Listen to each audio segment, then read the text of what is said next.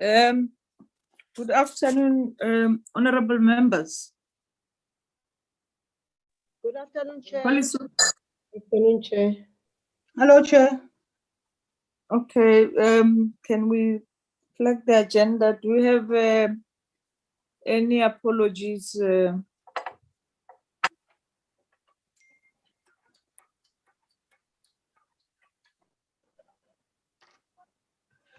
I still have the apologies that I have this morning, Chairperson. Okay. Mrs. Yeposengwe, Ms. Mushala, Ms. Tafeni, and Mr. August. And Mrs. Floy is going to join us late. Okay. Okay. Thank you very much, honorable members. Let me take this opportunity to welcome DM again and the two entities that we are engaging with now, which is CISOS and EAB. Let me welcome both chairpersons of the entities and the CEOs and the DM Chwete, an open floor for them, because this is a continuation of the meeting that we had in the morning. Can we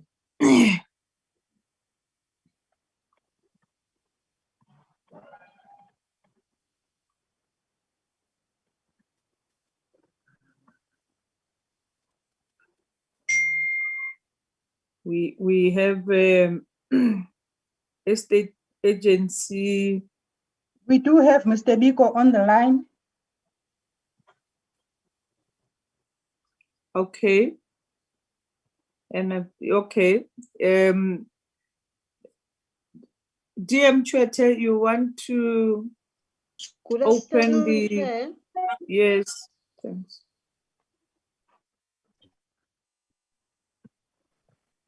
And honorable members, thank you for the opportunity again, Chair.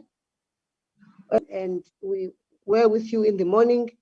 We are going to present the budget, strategic plans, and annual performance plans of the Estate Agency Affairs Board, led by CEO Ms. Mabutubi Mushala and the board chairperson, Mr. Nkosinathi Biko. Then the second presentation is going to be the Community Scheme Ombud Service, led by chairperson Mr. Mtobi Chamzashe and the Chief Ombuds Advocate Boyce Mkize. Chair, without wasting time, I am going to allow and hand over to the chairperson and the CEO to present the details of their presentations. I think the first, according to the agenda, is the Estate Agency Affairs Board. And yes, I'm going to hand over to the chairperson first, and then the CEO will do the presentation. Thank you very much. Mr. Boy, you're welcome.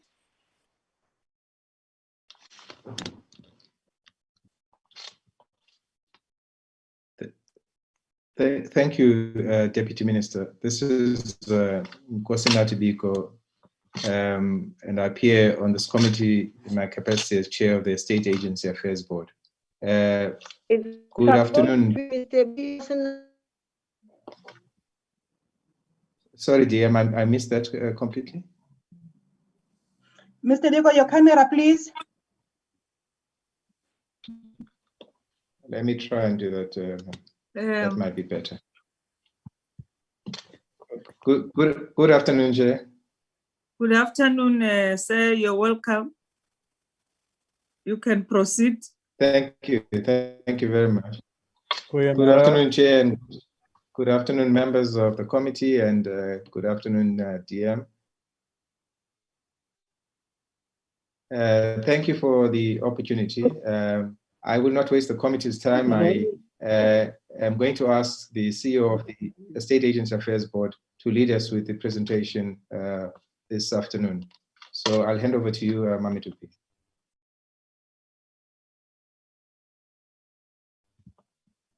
Thank you very much, Chairperson.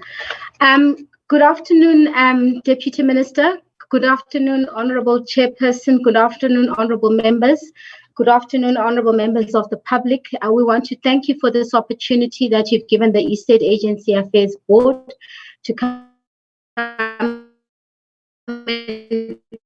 present our 5-year strategic plan from 2021 to 2022. Apologies, Chair. Yes, can you not hear me? It was very bad. But now okay, can you hear me? Am I audible?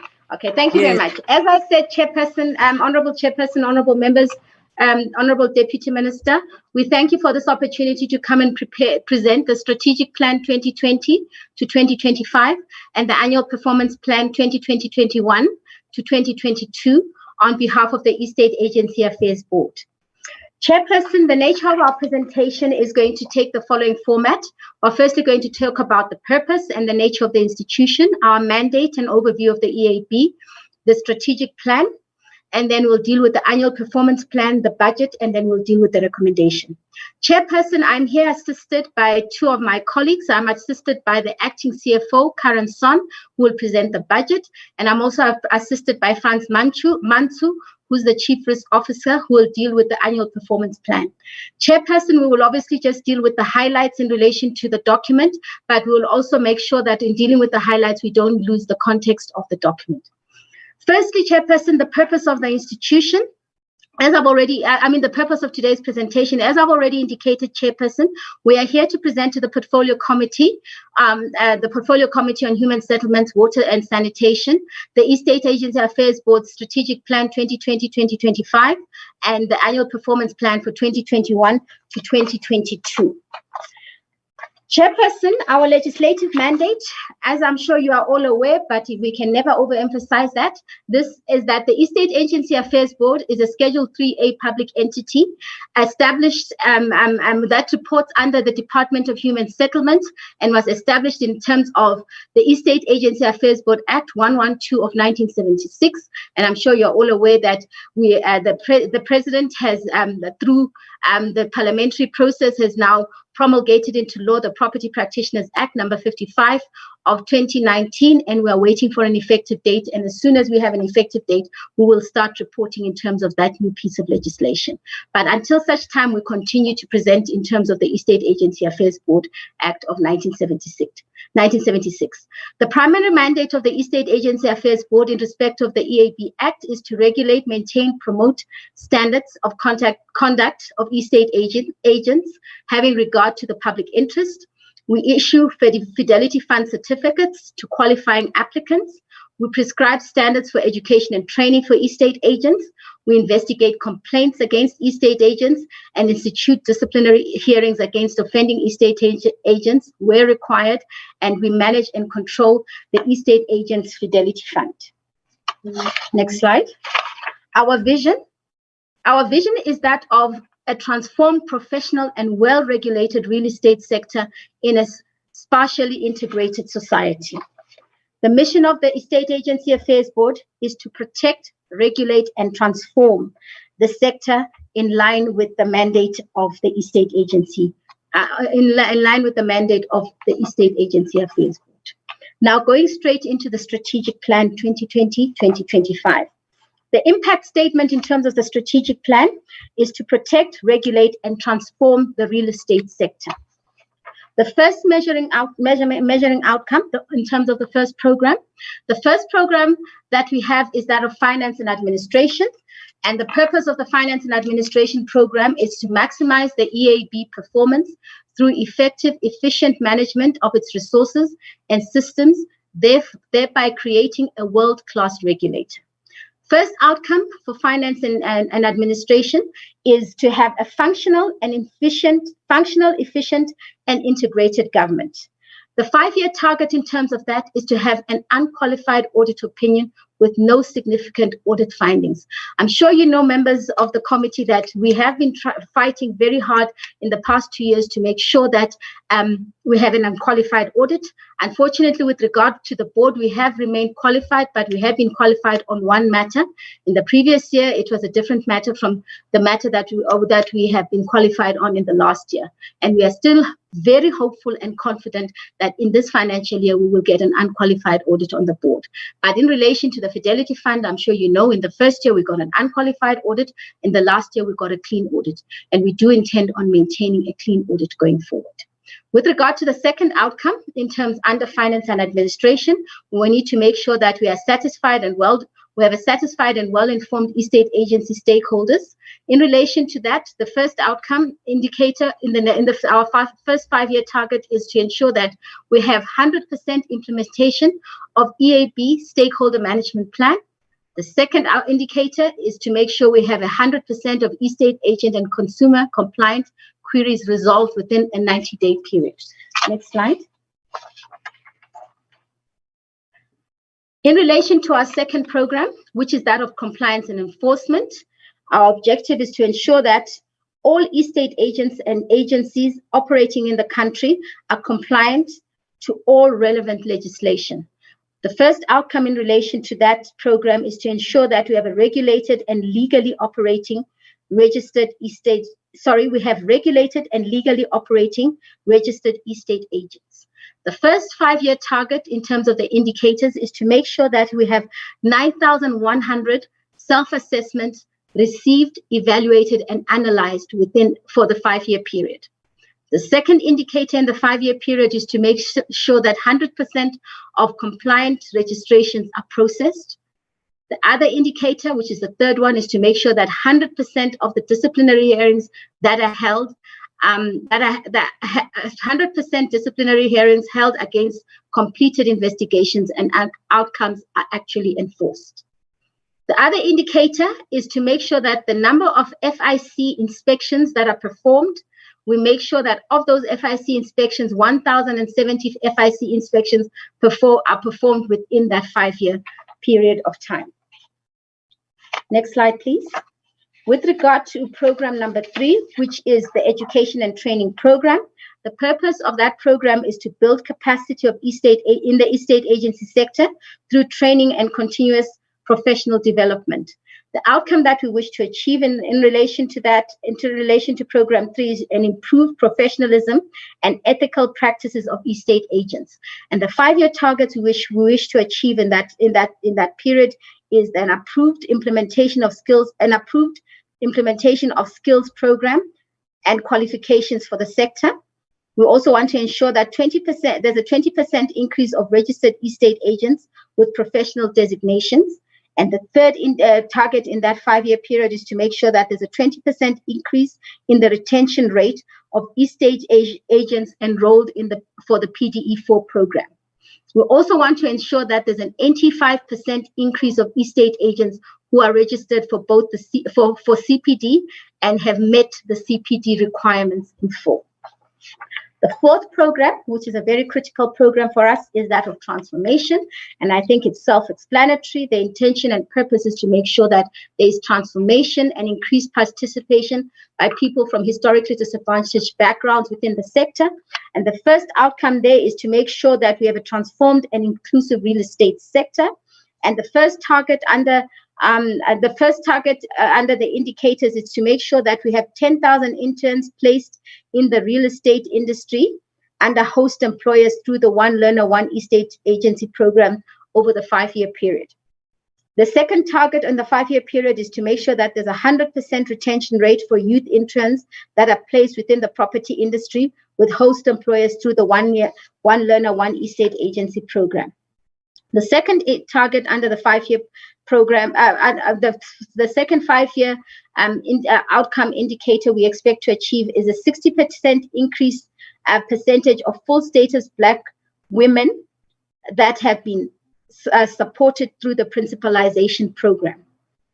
The fourth indicator target that we wish to achieve within the 5-year program is to make sure that we have 1,000 principals that are established through the implementation of the principalization program within the 5-year period.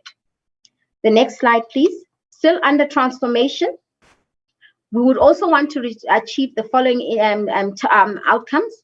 We would want to ensure that we have 125 SMMEs placed through the incubation program in the 5-year period. We would also want to ensure that we have 100% implementation of developed financial incentives for transformation initiatives. We would also want to make sure that there's a 40% increase in the participation of historically disadvantaged entities in the property sector. Last but not least, under transformation, we also want to make sure that there's a minimum of 2.5 million or an equivalent raise for transformation funding initiatives over the 5-year period for transformation programs. The fifth program is that of the Fidelity Fund. And the purpose of the Fidelity Fund is to make sure there's an accumulation of financial resources that are used as a protection mechanism for property consumers that are defrauded by estate agents.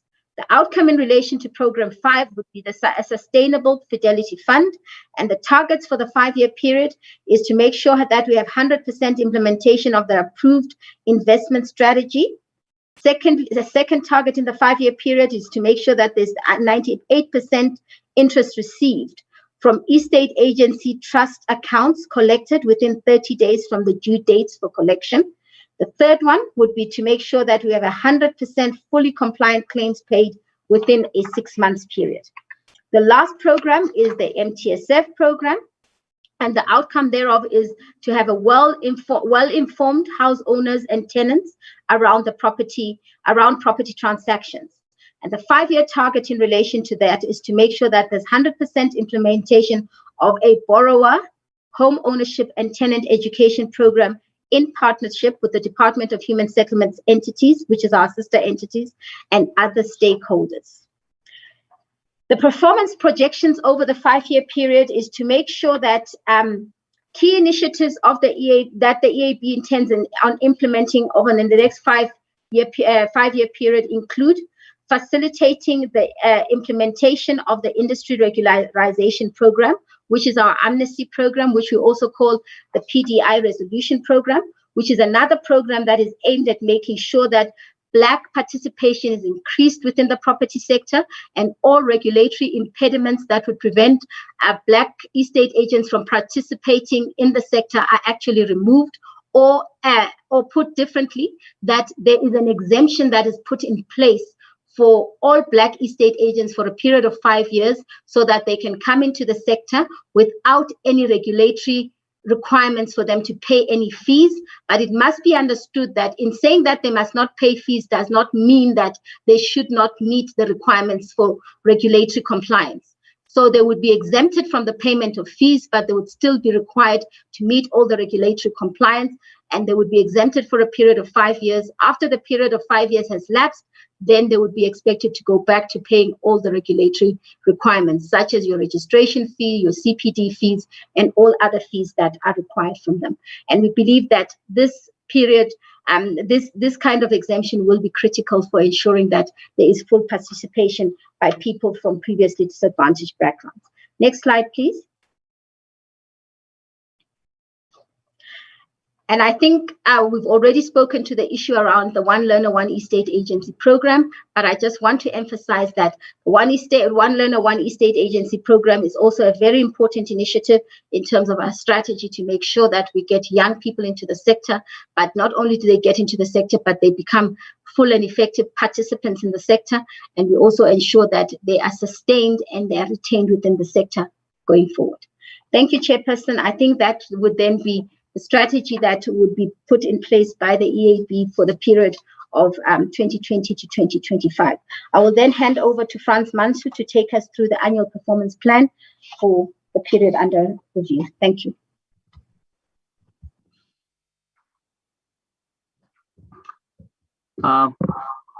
Thank you, CEO. Through you, Chair. May I proceed?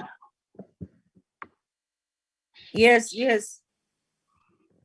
All right, thank you for the opportunity to present the APP for the period ended 21-22 to 23-24. I wouldn't want to repeat what the CEO has just stated now, more especially on the outcomes, and because they will be similar to what we have on the APP. And through your permission, I'll just basically concentrate on our MTEF period 21-22, and not necessarily going through all the details, because I assume that all the members have seen this, because it's literally a summary of what we have at the moment, but I don't mind to go through that. But I think what is key for the members is to know exactly where we stand, especially for 21-22, without really repeating what the CEO has stated. So if we can perhaps try to get to the program, right? Program 1, and I'm not sure who's controlling the slide. Frans, we've lost the audio. I lost the audio.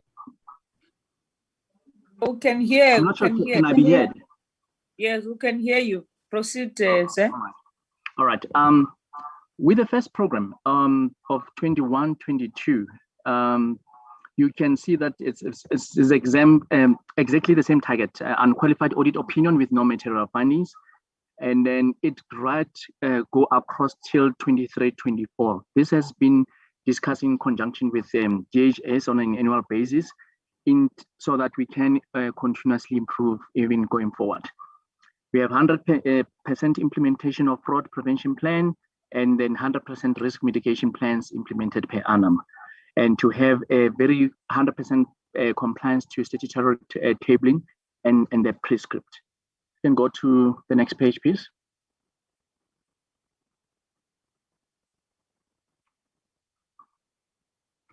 If I can continue, this section is strictly about compliance and with all the regulatory framework and laws and policies.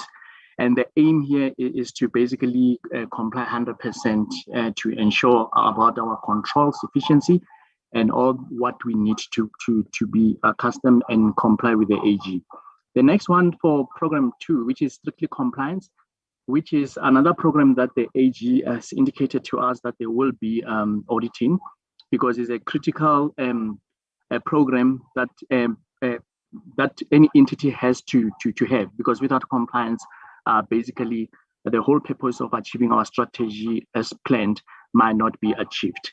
So we plan for 100% compliance for the registration process against those received within 21, and 80% compliant renewal process against those received within 5 days. Here it's not 100% because, as we know, we do get all the complaints, and then there are hiccups and all the reconciliatory procedures that have to happen for us to ensure that everything is being achieved. The disciplinary hearing outcome enforced 100%. And then if you can go to the next slide, please.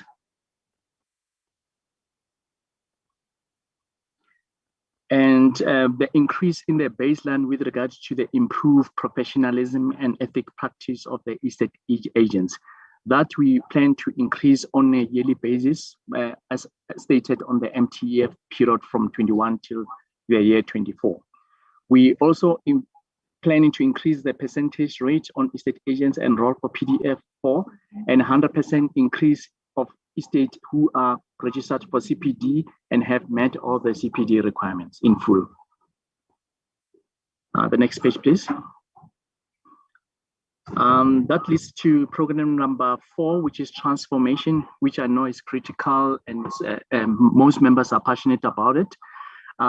We are aware that it's something that we cannot do alone, but in collaboration with DHS, and we plan basically to develop a strategy to transform the property sector, placing 2,000 interns with the real estate industry, employers through the one learner, one estate agent. The CEO has indicated that although we are moving to the property practitioner sector, this is strictly based on what we have, where we are currently regarding the EAB. We still plan to retain 45% rate of the youth interns placed with the property and industry host employers through the same program that has been stated. You can go to the next page, please.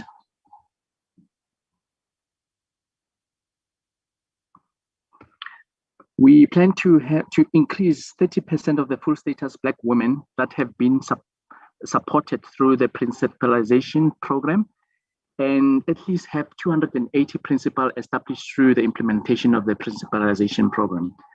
And 40% of implementable developed financial incentive for transform initiative. This is another challenge, and more especially now during COVID times, whereby raising funds is very critical. But we anticipate to and hope that our economic situation will be better in terms of increasing the percentage, whereby in 2023-24 we aim at 80%.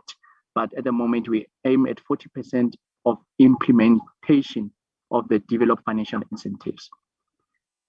We have a minimum of, okay, just a bit backward, please. The minimum of 800,000 equivalent raised for transformation and funding incentives. This figure, we would have loved it to be more, but due to SMART targets and objectives, we were realistic, more especially from where we come from and the challenges that we had in terms of raising these funds. Next slide, please. The last part, as you have been talking about it, is the establishment of the Property Practitioners Regulatory Authority, which we plan to implement from 2022-23. The next slide, please. The last two programs is Fidelity Fund, whereby we aim at having 90% fully compliant claim paid within 6 months.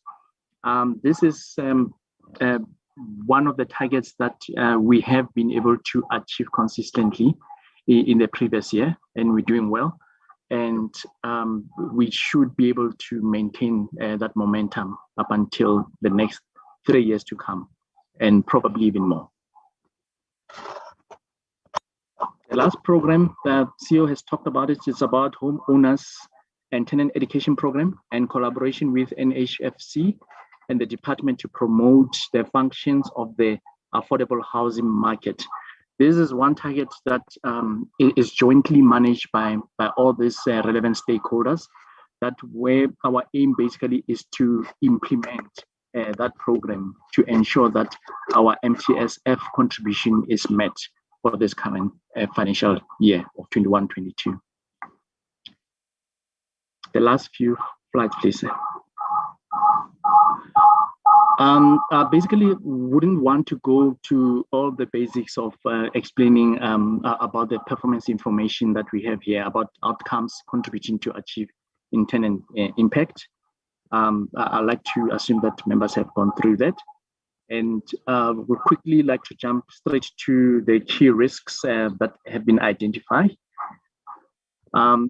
We'll start with the first one and how to mitigate it. We still have the challenge, or maybe the aim or the outcome of having a functional, efficient, integrated government, satisfied and well-informed estate agent stakeholders, and have a whole list of how we intend in mitigating that. I won't go through all this list. I'll just select quite a few, mainly with regards to a subsystem, where we plan to ensure that our SEP's functionality is basically enhanced. And then there is training with regards to that to ensure that all the system, we use it to our advantage when we have it rolling. And then also the business processes reviews and customer relation department monitoring for all the resolutions of the queries is one of the mitigations that we plan to have to ensure that all the key risks that have been identified are addressed for us to achieve our overall objective. The next slide, please.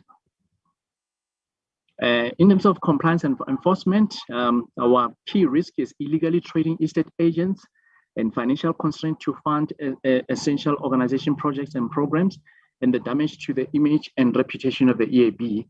We have the mitigation risk, mitigation factors of how we deal with it.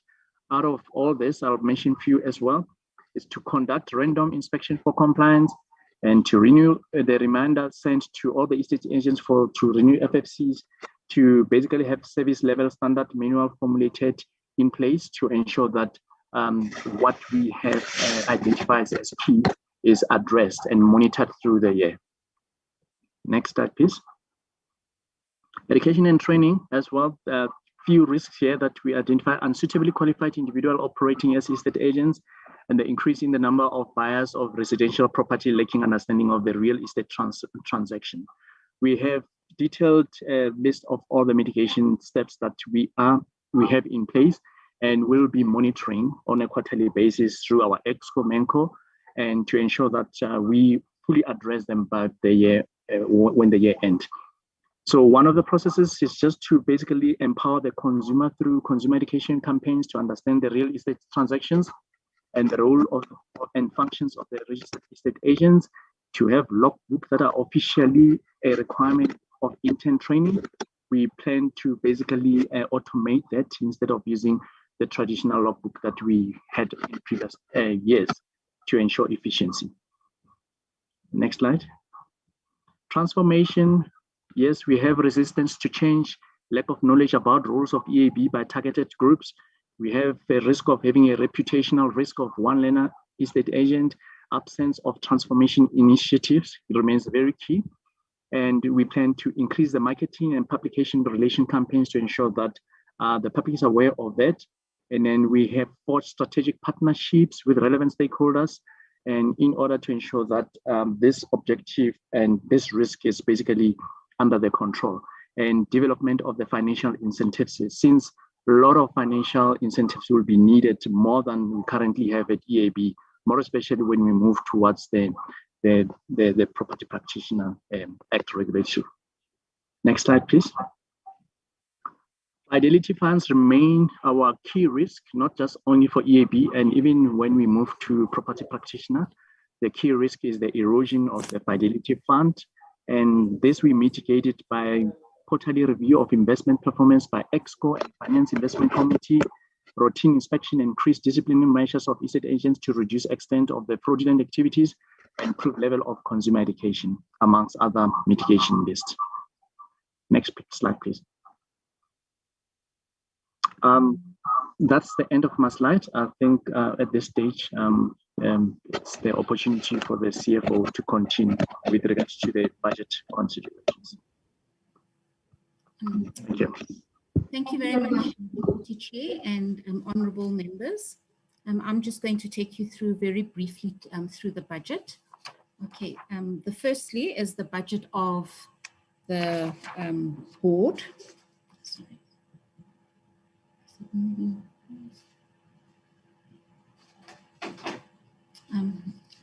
Apologies for that. I'm just trying to move the slide along.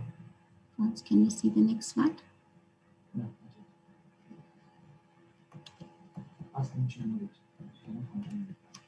I am controlling it. Okay. Apologies for that. I'm just trying to move the slides along, but it seems as though because as soon as I put my audio on, it's not allowing me to move to the next slide. Okay, here we go. Thank you so much. So this is the budget for the Estate Agency Affairs Board. We have budgeted, I've highlighted the column for 2021-22 in blue so that it's for ease of reference. Our total revenue that we have budgeted for the year is 174,129 million. Our expenditure is 169 million, of which 115 million is staff costs and 53.5 million is made up of other administration costs, and our surplus or deficit for the year is just under 5 million. Management fees. The management fee, this is the fee that the board charges the fund in order to manage the fund, and the amount is calculated at 9% of the net asset value, and the net asset value of the Fidelity Fund at the beginning of the financial year was 568 million. Contributions from estate agents come from two sources. Firstly, there's new registrations, and new registrations can occur throughout the year. And the number of new registrations we have budgeted expected to increase by 5% for the year as a result of transformation initiatives to bring more PDIs into the sector as outlined in the APP. And then there's also the renewals, and renewals are expected to increase by 5% from the forecast of the 2020-21 financial year. This is based on targets estimated by Registrations Department, taking into account new registrations of prior period, as well as status upgrades of estate agents. Our examination income is income that comes from PDE exams, a CPD, as well as the income from the sale of study guides. And then the final source of revenue is our interest income, which we have budgeted at 10% based on capital investment. And this is just really based on the performance during the 2019-2020 financial year, as well as the revised forecast for 2020-2021.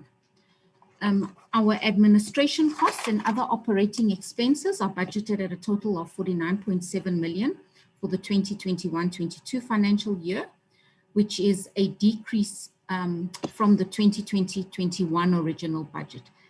Because of the waiver that was granted by this, of the CPD's fees granted by the minister, the EAB then revised our original budget to take into account the loss of revenue. And then as a result, our new budget is based on the revised budget that went down. Okay, admin costs also include our audit fees, and this is based on the AG rates that were incorporated into the revised budget and forecast. Board costs, which includes the remuneration of board members, and this is just determined by National Treasury rates, and this is budgeted at a total of 4.1 million for all the committee and the corporate calendar for the year. Admin costs also include bursaries, and we provide financial assistance to our employees. We also have consultants, and this includes services, outsourced services, and these include strategy formulation and financial modeling for the PPRA, as well as professional services to review our study material for PDE4 and CPD.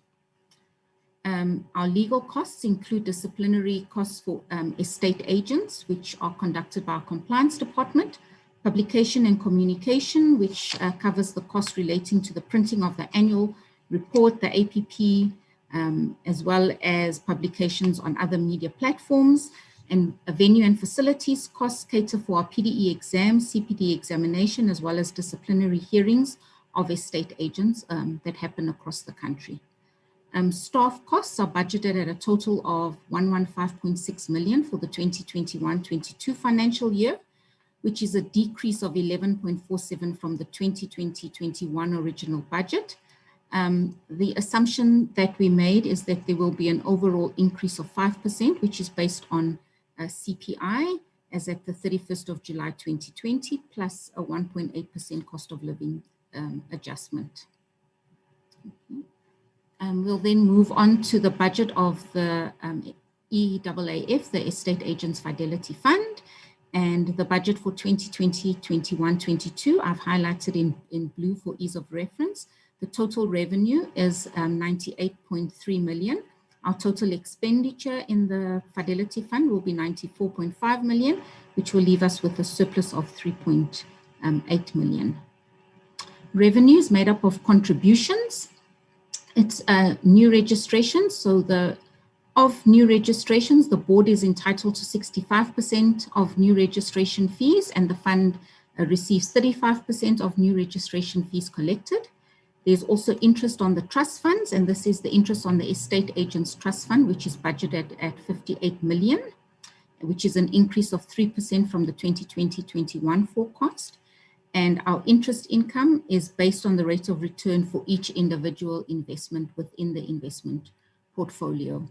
Our expenditure, we have administration costs, which includes consumer awareness, which is based on Section 12A of the Act, which says that we need to educate consumers about the Fidelity Fund and the Estate Agency Affairs Board.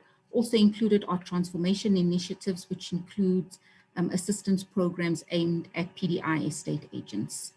There's also the management fee, which is charged by the board to the fund, which is 9% of the net asset value.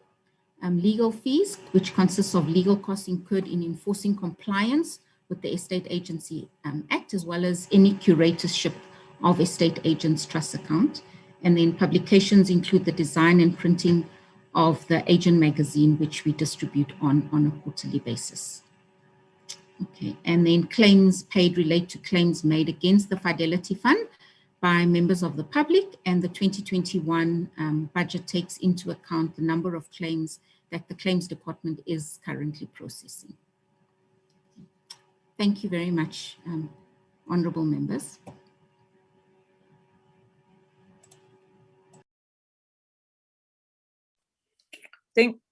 Thank you very much, CFO and the CEO and the team and the chair. Let's welcome CISOs.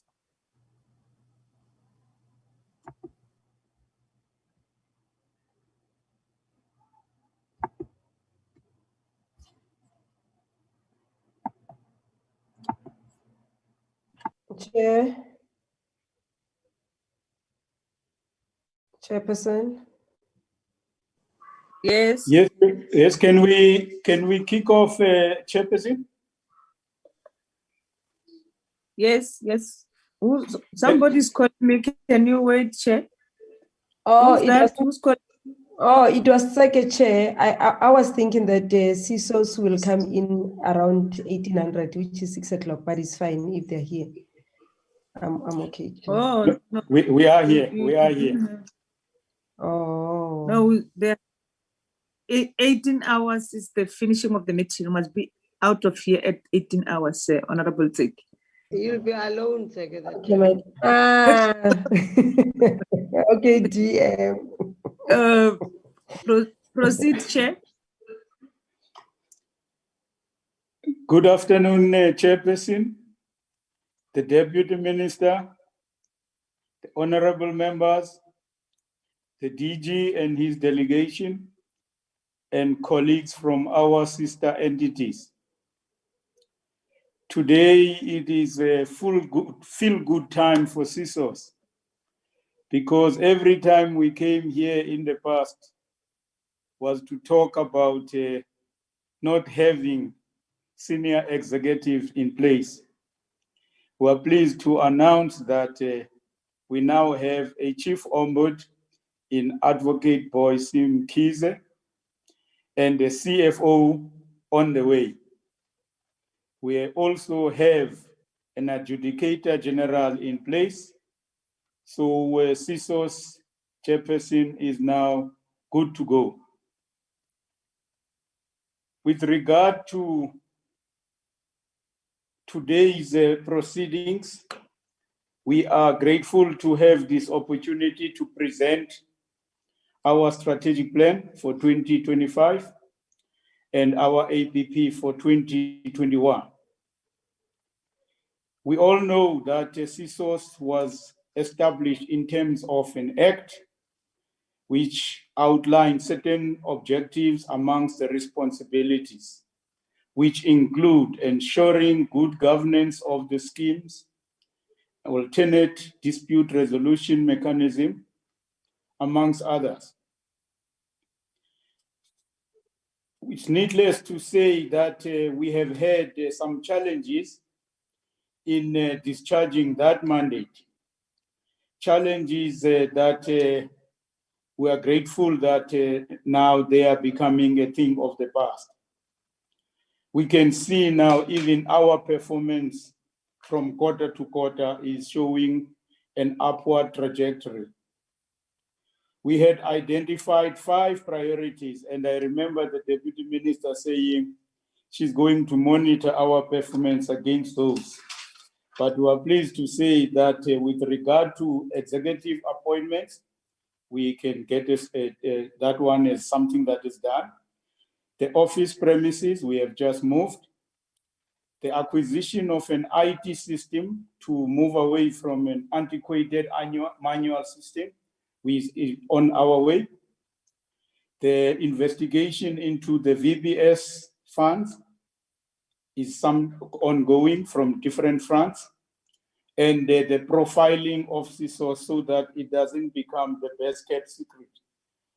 we have a campaign that we have started in order to popularize the entity.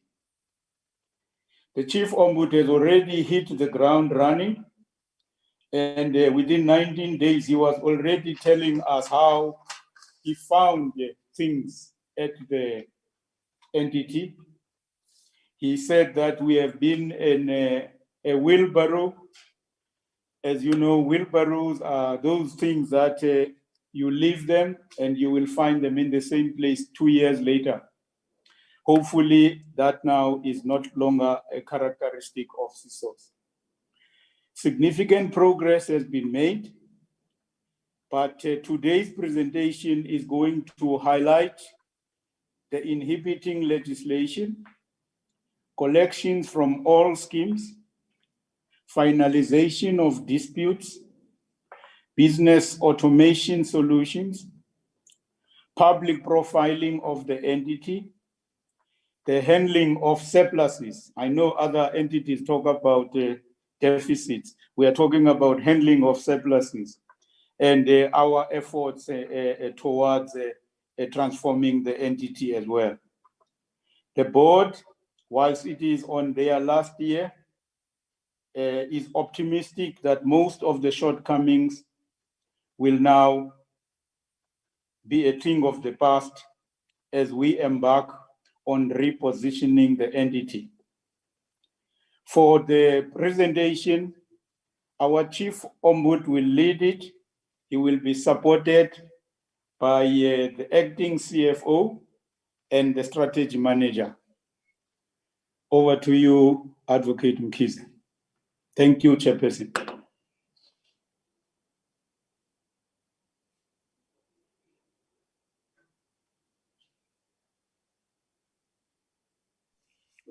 Welcome, Advocate.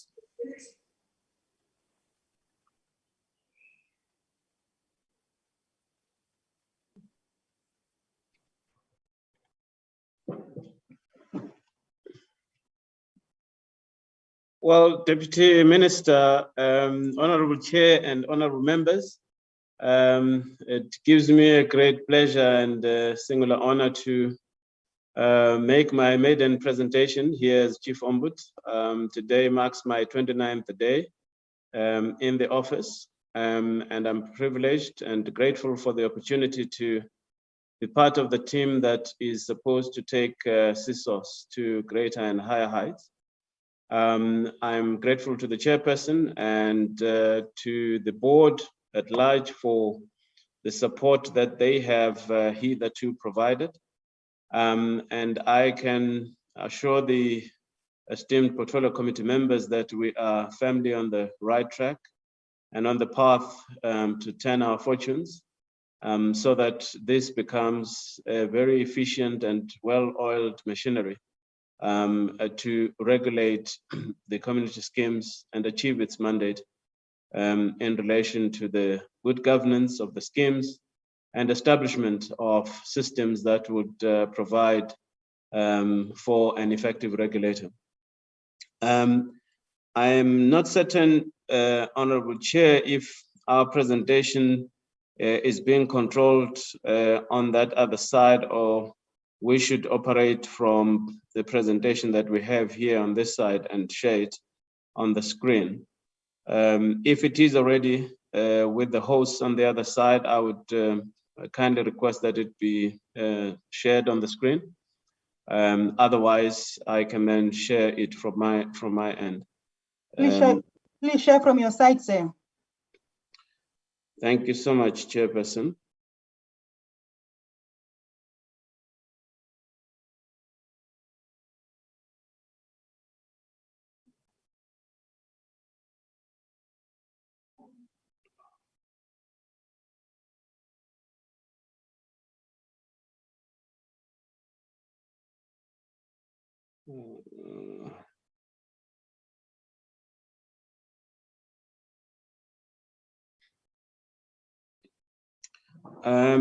I trust that the presentation is now displaying on the screen, Chair.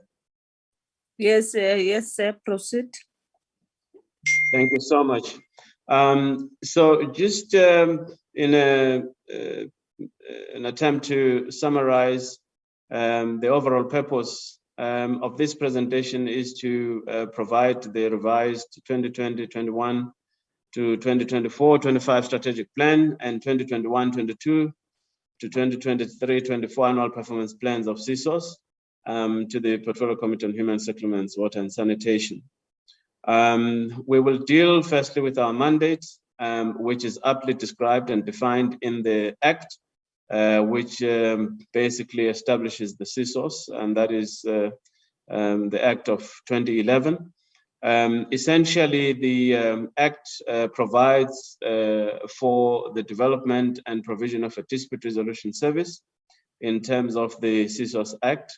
While at that, we are enjoined to provide training for conciliators, adjudicators, and other employees of CSOS, and also to provide regulatory and monitoring mechanisms to ensure quality control of schemes governance and documentation.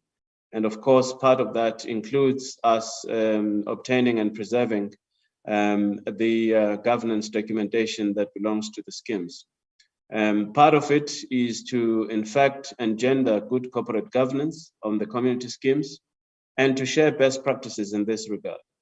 And part of what informs that particular mandate is to actually underline or underpin it with the provision of education, information, documentation, and such services as may be required to raise awareness to owners, occupiers, executive committees, and other persons or entities who have rights and obligations in community schemes as regards those rights and obligations. We also enjoined by the Act to monitor community schemes governance and to generally deal with such matters as may be necessary to give effect to the objectives of the Act. In terms of our vision, we aspire to be a credible, world-class ombud service for community schemes in South Africa. And our mission in achieving that particular vision is described as to promote harmonious community schemes by providing regulation, education, and accessible dispute resolution services to all relevant stakeholders. Our set of values include, amongst others, accountability, service excellence, independence, and integrity. We have 5 strategic outcomes that underpin our program or that define a baseline for what we ought to achieve in terms of our outcomes. In terms thereof, Chair, the first pillar deals with administration, which is to ensure that there is functional, efficient, and integrated government. It is this particular pillar that drives the issues of, amongst others, unqualified audits, etc., and good and clean governance. We also are enjoined in terms of this pillar to effectively regulate the community scheme sector and under justice to ensure effective dispute resolution mechanisms are in place and processes. In education, we're supposed to assure empowered stakeholders. And of course, the last but not least is the transformation initiatives, which are meant to transform the outlook and the processes and the systems of the community schemes. In terms of our strategic focus, the impact statement of CSOS in support of the priorities of the 6th administration and informed by legislative and policy mandates, we define our impact statement as follows. We're looking at not just governed, but well-governed, harmonious, empowered, and transformed community schemes contributing to spatial justice, socio-economic transformation, and the creation of livable neighborhoods. Now, in terms of the measuring of those outcomes, Honorable Chair, outcome number 1 deals with the functional, efficient, and integrated government. And our outcome indicator is an unqualified audit opinion with no matters of emphasis. Our baseline basically is an adverse audit opinion. And up to now, we've had some qualifications, largely driven by the issues of our manually driven processes of collections, as well as inability to match all the databases in relation to the schemes that or from which we're supposed to collect our levies. And this has been part of the problems that have characterized our opinions. And we want to move away from that. The outcome number 2 deals with the ineffectively regulated community scheme sector. And we're looking at a percentage increase of registered community schemes over the 5-year period. At least the 5-year target is pegged at 193% from 25,800 to 78,000. That would match the deeds office registry, but also take into account the new entrants into the system. The percentage of registered community schemes ought to be compliant, and we're looking at 80% achievement targets in terms of compliance rate and ratio. Percentage of registered schemes that are paying levies, we're looking at a minimum of 75% as an outcome in this area. In terms of outcome number 3, disputes that are resolved, this is the justice area where we are dealing with adjudication and conciliation of disputes. In this regard, we're looking at 85% target of disputes being resolved within the 90-day period. And in terms of outcome number 4, we're looking at a financially viable and sustainable organization, and looking at least 75% of registered schemes paying their levies. Outcome number 5 has to deal with empowered stakeholders, and this is basically enhancing stakeholder perception, ratings, and how we perceived in terms of our service excellence and interaction with the relevant stakeholders in this regard. We are looking at outcome number 6 as a community scheme sector value chain that is transformed, and looking into the transformation initiatives and the baseline essentially there being at least 20% baseline. Over the next 5-year period, the performance projections in terms of the MTSF contributions, we take our cue from priority area number 5, which is spatial integration in terms of human settlements and local government. And of course, the desired outcome in this regard being the implementation of housing and human settlements in also development areas. At an institutional level, we contribute to the following MTSF priorities. Priority 2, which has to do with economic transformation and job creation through targeted procurement to Black owned businesses, as well as by implementing the preferential procurement regulations in support of the MTSF targets for designated groups, namely 40% procurement spent to women, 30% for youth and persons with disabilities. We've not done too well in this area, but we are putting all our efforts to intensify our focus in terms of procurement that is aligned to these ideals and objectives. Priority 1, in terms of capable, ethical, and development state, that is the bedrock of the CSOS operations, and organization implements a range of governance improvement measures to progress towards achievement of an unqualified audit outcome. Now, there are contributions to the CSOS MTSF 2019 to 2024 areas, and those are outlined in the tables that are to follow. I.e., the MTSF indicator is to deal with the number of persons in the target market exposed to education programs on various aspects of owning and renting a home, transactional support programs that are implemented, consumer protection programs. And all of these have got their set contributions and the updated planning response.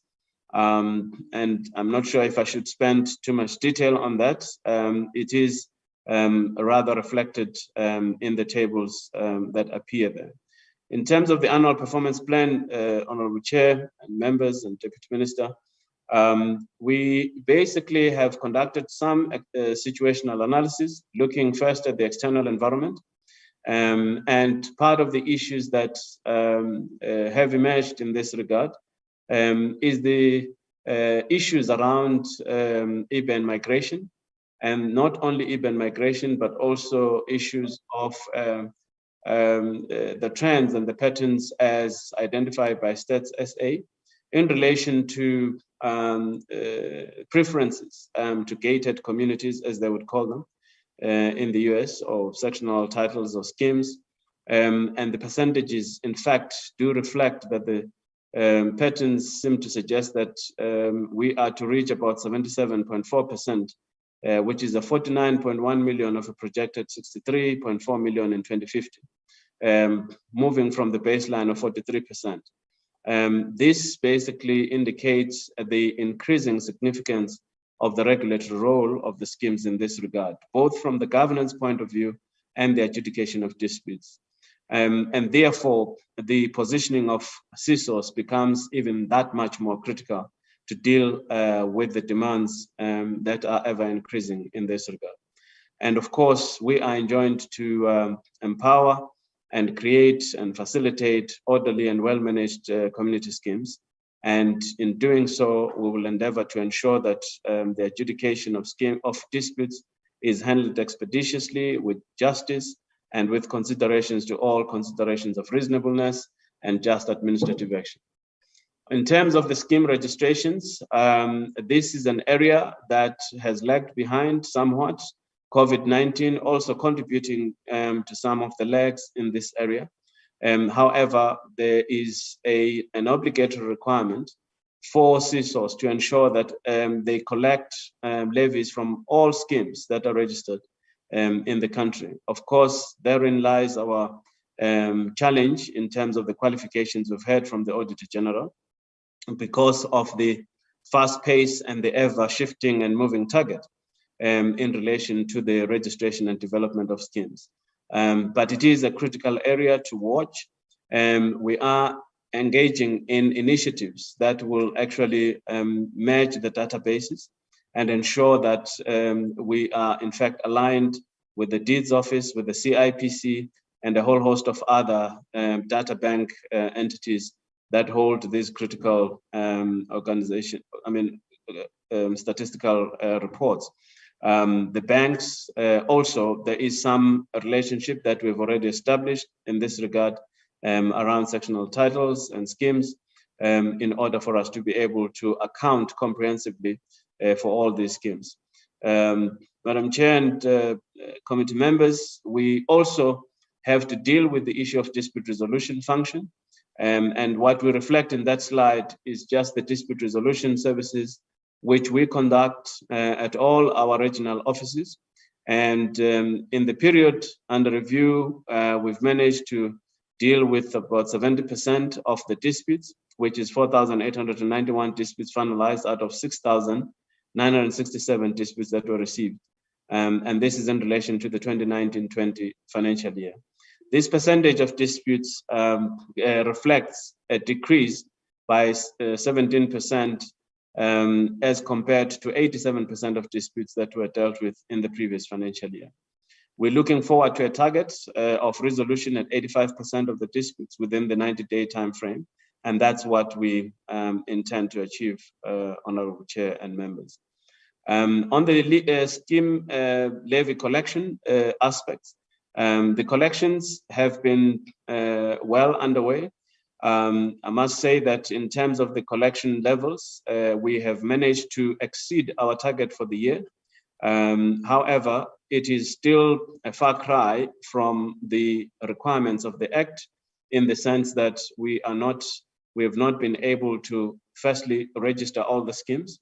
And because of the non-registration of all the schemes, it therefore follows that we've not been able to then effect 100% collections as we would actually desire to. And this is an area that we are watching and monitoring quite closely.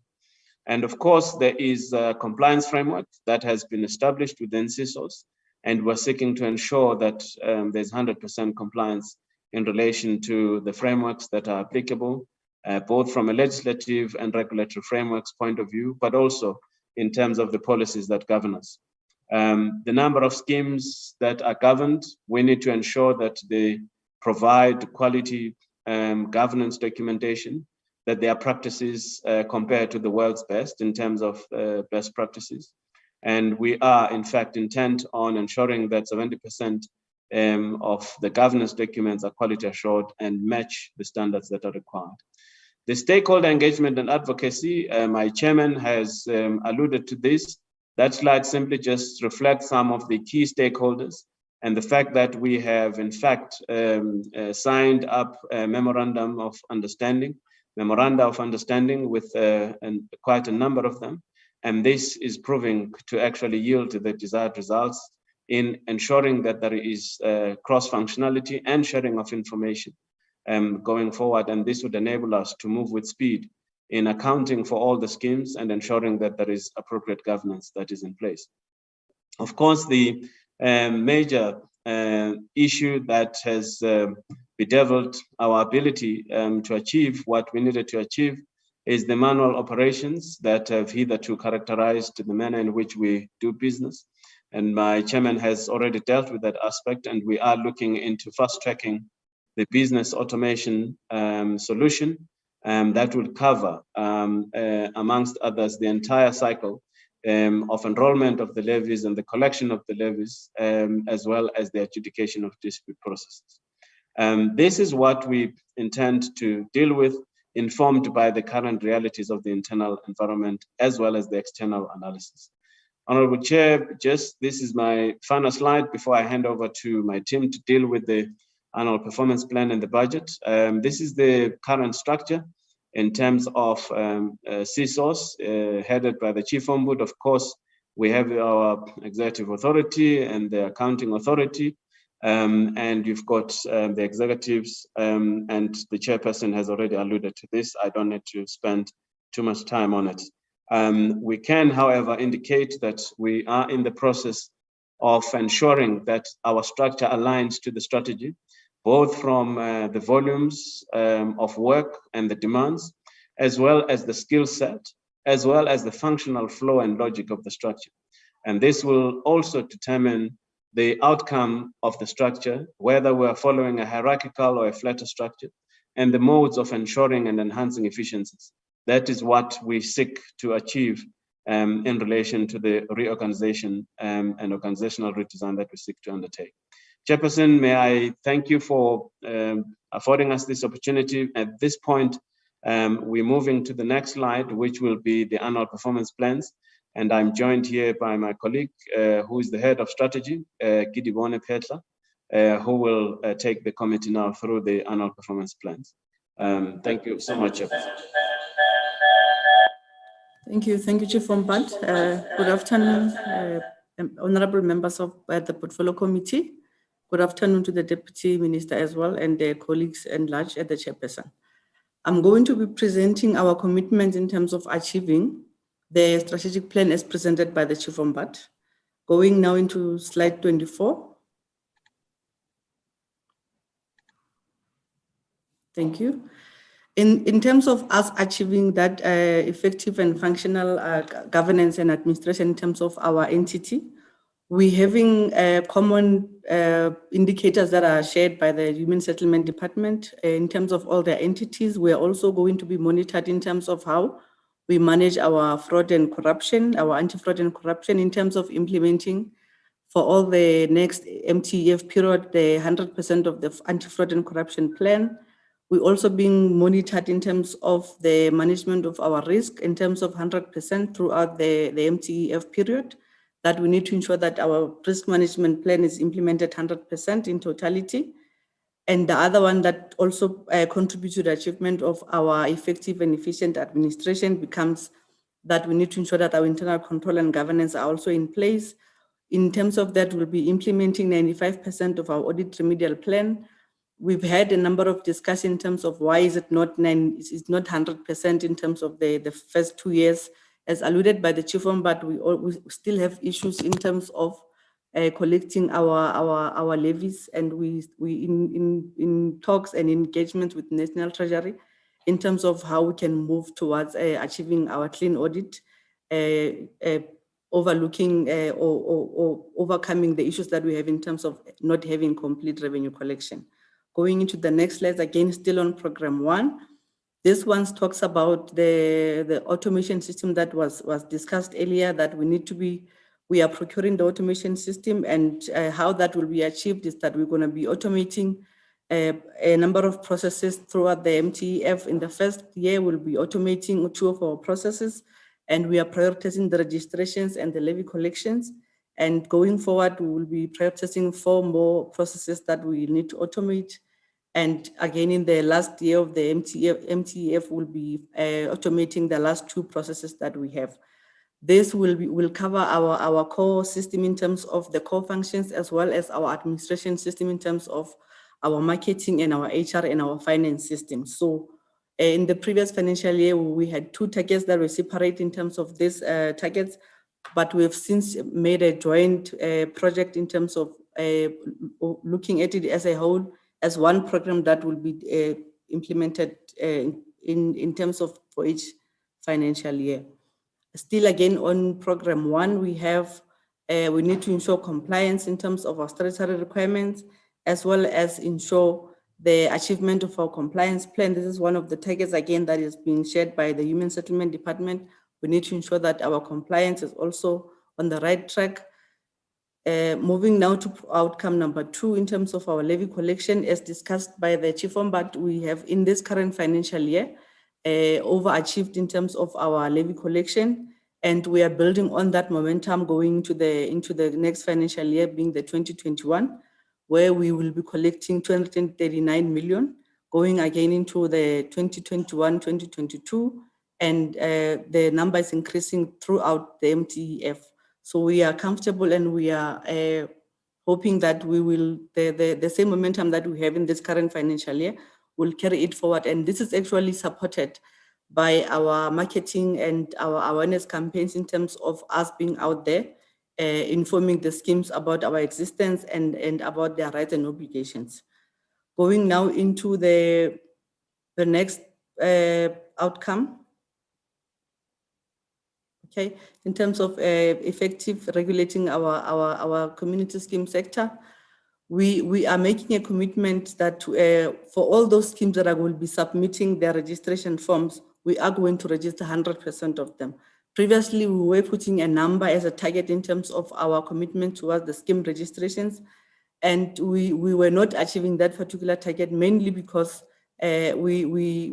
schemes are not submitting their applications form for registrations, and of course the deficiencies that are in the legislations, as discussed by the chairperson in his opening remarks. So the commitment that we're making in the next MTF, the 3-year period, is that we will be registering all the schemes that will submit to us. And in terms of ensuring again the requirements by the CISOs Act in terms of us having a database of the community schemes governance documentations, that target will also be implemented in the 2021 financial year, where we will be engaging with the Deeds Office in terms of us removing or receiving all the scheme governance documents that are with the Deeds Office and will be located with the CISOs from this financial year, where we'll be doing also a record management system. In terms of our quality assurance as well, we are moving into ensuring that we achieve 80% of our quality assurance. We currently sitting in a position of us being able to quality assure 75% of all the schemes that submit their scheme governance documents. So we are seeing an increase in terms of that area, and it gives us comfort, because the more we quality assure the scheme governance documents of the schemes, the more it will eliminate, or it will contribute towards the schemes being aware of their rights and obligations. As discussed earlier, in terms of the dispute resolutions resolved in the strategic plan, in the APP, we're actually focusing on each process that we use in terms of conciliation and adjudication. We're also making a commitment of that 85% of those disputes will be conciliated within 90 days. The same for adjudication process. We are making a commitment that we will adjudicate within 90 days as well. Moving now into our last program as an entity that talks about empowered stakeholders. This is also part of the mandate that we have in terms of the CISOs Act, that we need to ensure that we train the scheme governance executive and the scheme owners. So we will be coordinating a number of community a number of training sessions with the community schemes and the executive and their owners. And we also have seen an increase in this area, especially now in terms of the COVID. We are no longer just relying on the face-to-face. We are able to do visual training, and we actually done a number of them in this financial year. So the visual training are actually assisting us a lot and saving us cost as well. We are also obliged to also train our core staff to ensure that they do the work properly. Our adjudication orders are not challenged, or when they are challenged, most of them we are able to actually also win the challenge. But then we need to ensure that we train our core staff as well. Again, in terms of us increasing our brand awareness and our visibility, we will be implementing 100% of our marketing and communication plan. This will help us in terms of informing the public about the existence of us as CISOs and the functions that we are able to offer to them. That includes our dispute resolution as well, because we're seeing quite a number of increase in that area. The last outcome that we have as an entity talks about transformation. This is where we in terms of the CISOs Act also, we need to use our role in terms of as an ombud to ensure that there is transformation in the sector. So for us to achieve that, we'll be training a number of previously disadvantaged individuals so that they can become executive managing agents. So we will be establishing a database of executive managing agents so that when the schemes send a request to CISOs, for CISOs to appoint for them executive managing agents, we are in a position to allocate to them qualified and trained executive managing agents. We can move now to the risk management. In terms of the risk that we've identified that might prevent us from achieving our outcomes, in terms of outcome 1, we have a number of and so in terms of the business interruptions and the IT breaches, these are the two risks that we actually were emerging risk in terms of the COVID-19, where the business was interrupted and we had to find ways in terms of ensuring that our operations are not impacted. Going into the outcome 2, we also have a number of key risks that were identified there as well. The first one is non-compliance to the CISOs Act. This is as a result of schemes not registering and as well as schemes not paying their levies. So we have also a number of strategies that we put in place to ensure that we prevent or we mitigate that particular risk from happening. Going into outcome 3, the key risk that we identified is the quality of our adjudication orders, non-compliance with the Dispute Resolution Practice Directive. So those are the risks that we're seeing that might prevent us from achieving our effective dispute resolution. So we've also put a number of strategies in place to ensure that our adjudication orders are of good quality. And one of the measures that we have there is that we're forming a forum of our conciliators and adjudicators where they will share best practices in terms of the 3 regions that we have, as well as putting all the orders that we have on the shared folder that they can also be guided and not have a different results on the same matter that was adjudicated in another region. So that is one of the things that we are doing to ensure that our orders are of good quality. We might also have non-compliance with the Dispute Resolution Practice Directive. So that will also be covered by the forum that we have established and by the training that we also rendering to our core staff. In terms of the last outcome, we might have an issue in terms of non-attendance by the individuals in terms of training, and we might also have a reputational damage in terms of those executive managing agents that we would have placed as CISOs in some particular scheme. If their performance will not be of good quality, then that will impact on our reputation as CISOs. So to prevent that from happening, we'll be training the executive managing agents so that they can be qualified when we place them in the different schemes. Thank you, Chief Ombud. I will hand over to our acting CFO.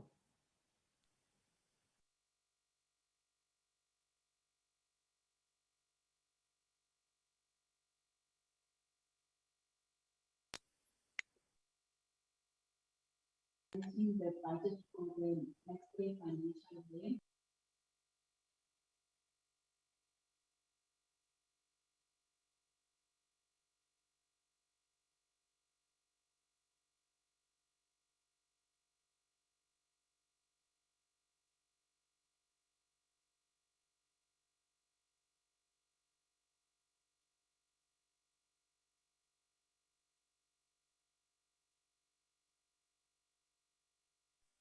CFO.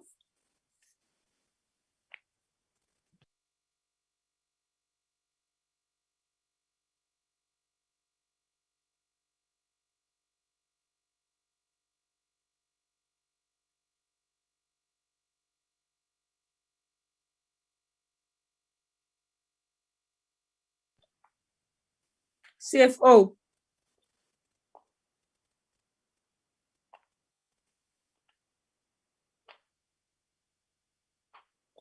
CEO, can you help? I can't get your CFO.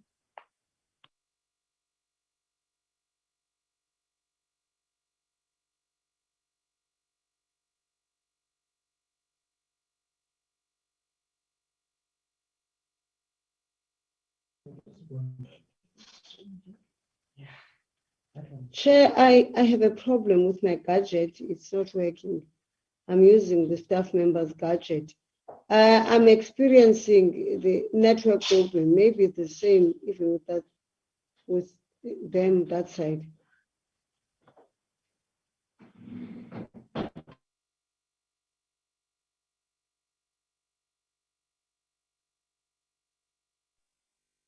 Hello, Chair. Yes, Koliso. Okay, no, it's fine, Chair. I thought we were lost. I thought we were disconnected. No, I'm waiting for the CEO, but the CFO.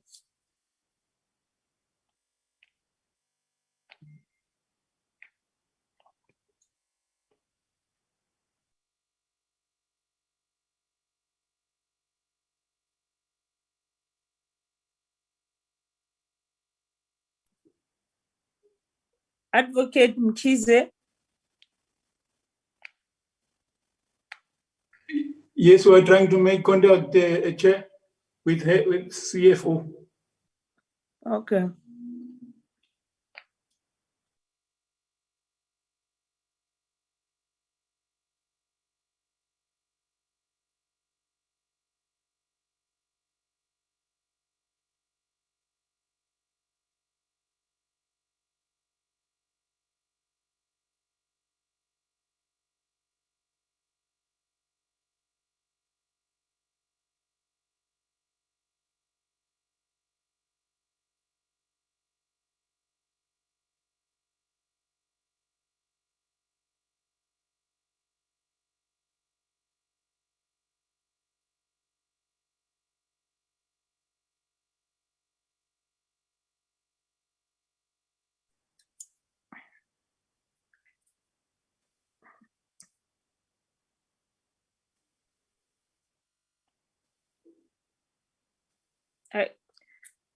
She's now eating our time now.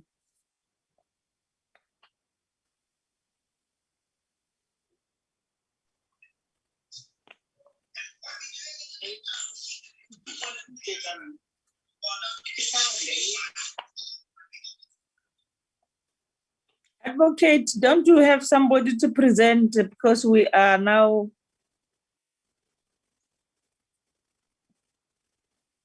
stuck?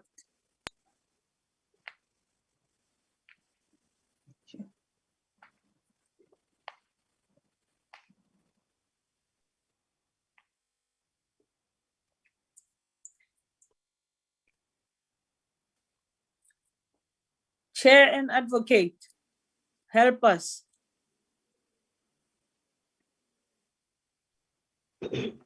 Chair, my name is Pam Chwete, the DM. I'm not using my gadget. I have a problem with my gadget, but there are 4 slides left.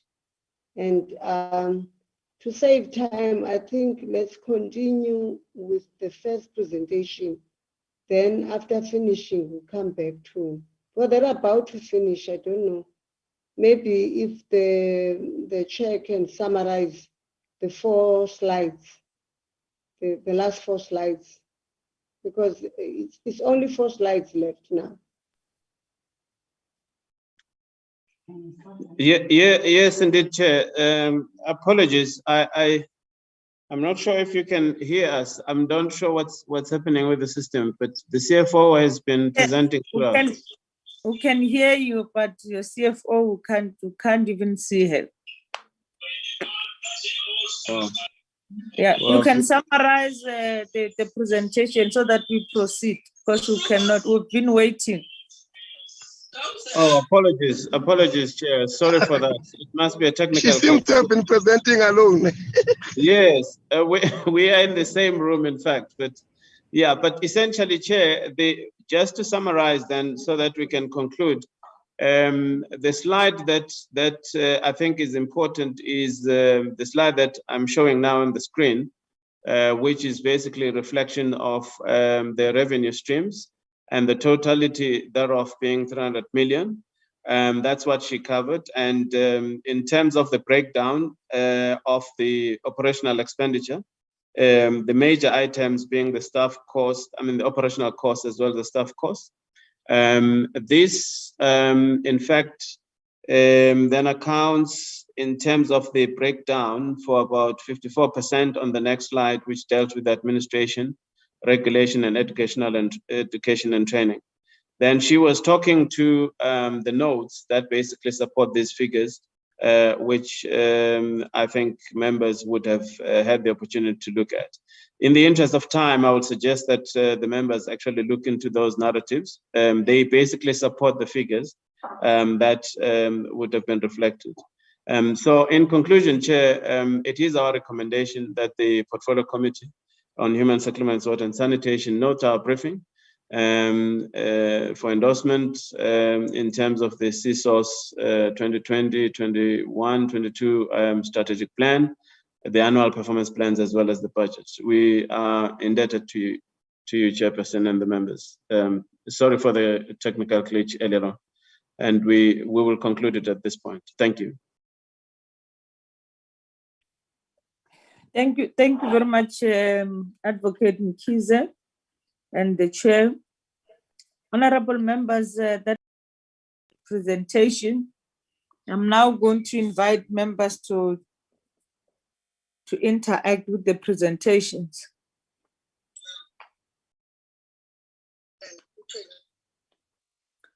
We have Honorable Tseke, Honorable Mokhoto,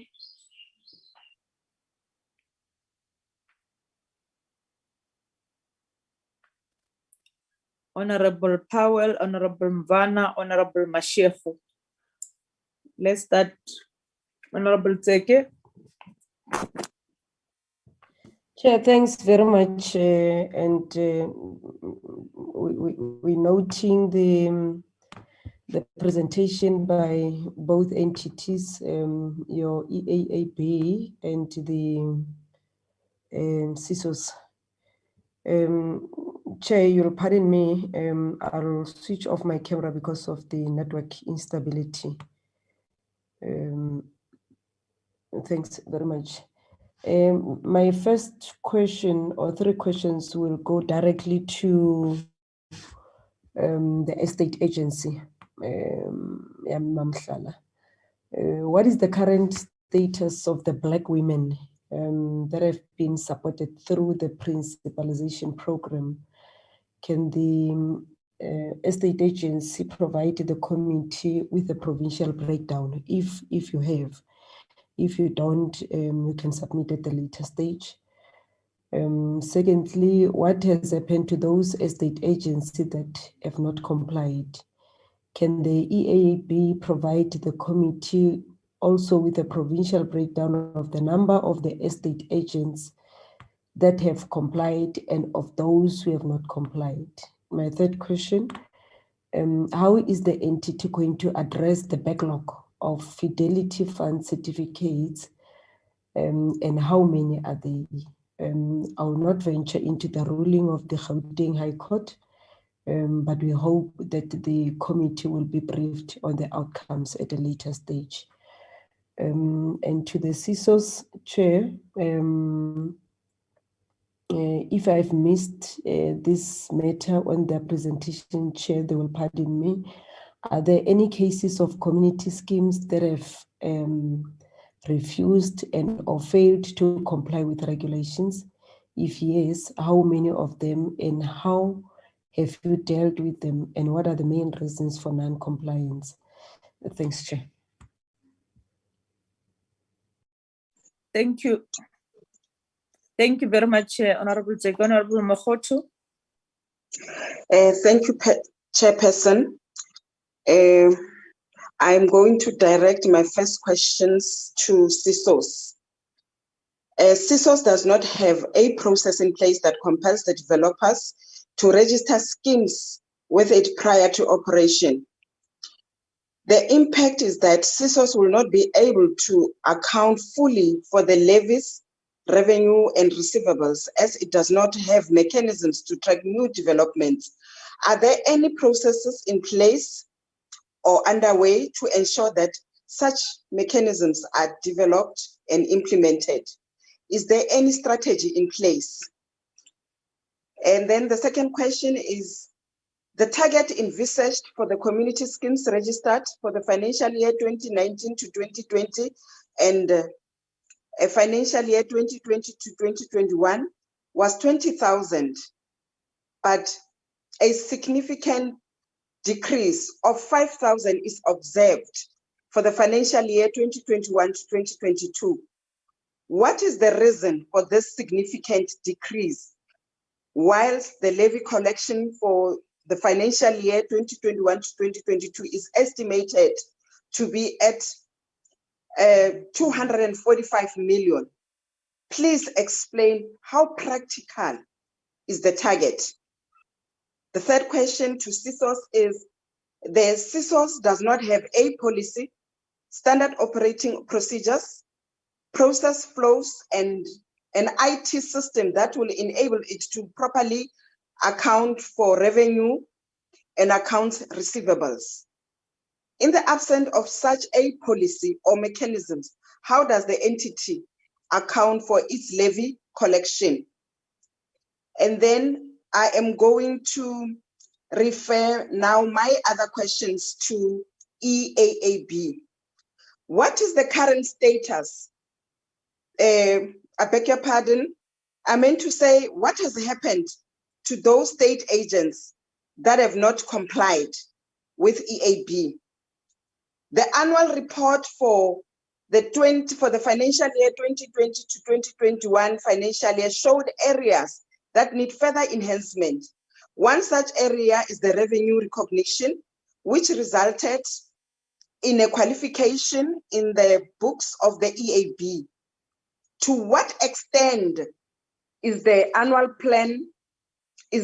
performance plan relating to the above mentioned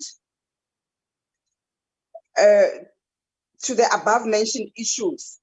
Is the strategy planned to ensure that audit outcomes are future?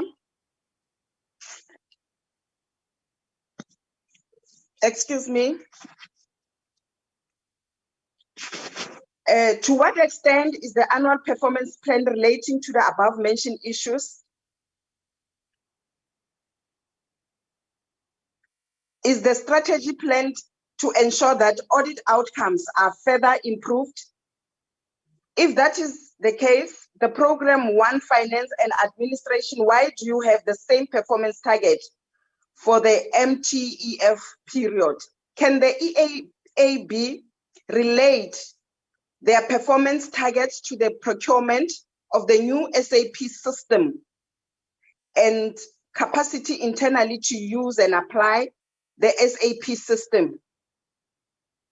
Thank you, Chairperson. Chairperson, thank you. Thank you very much, Honorable Mokhoto. Honorable Powell.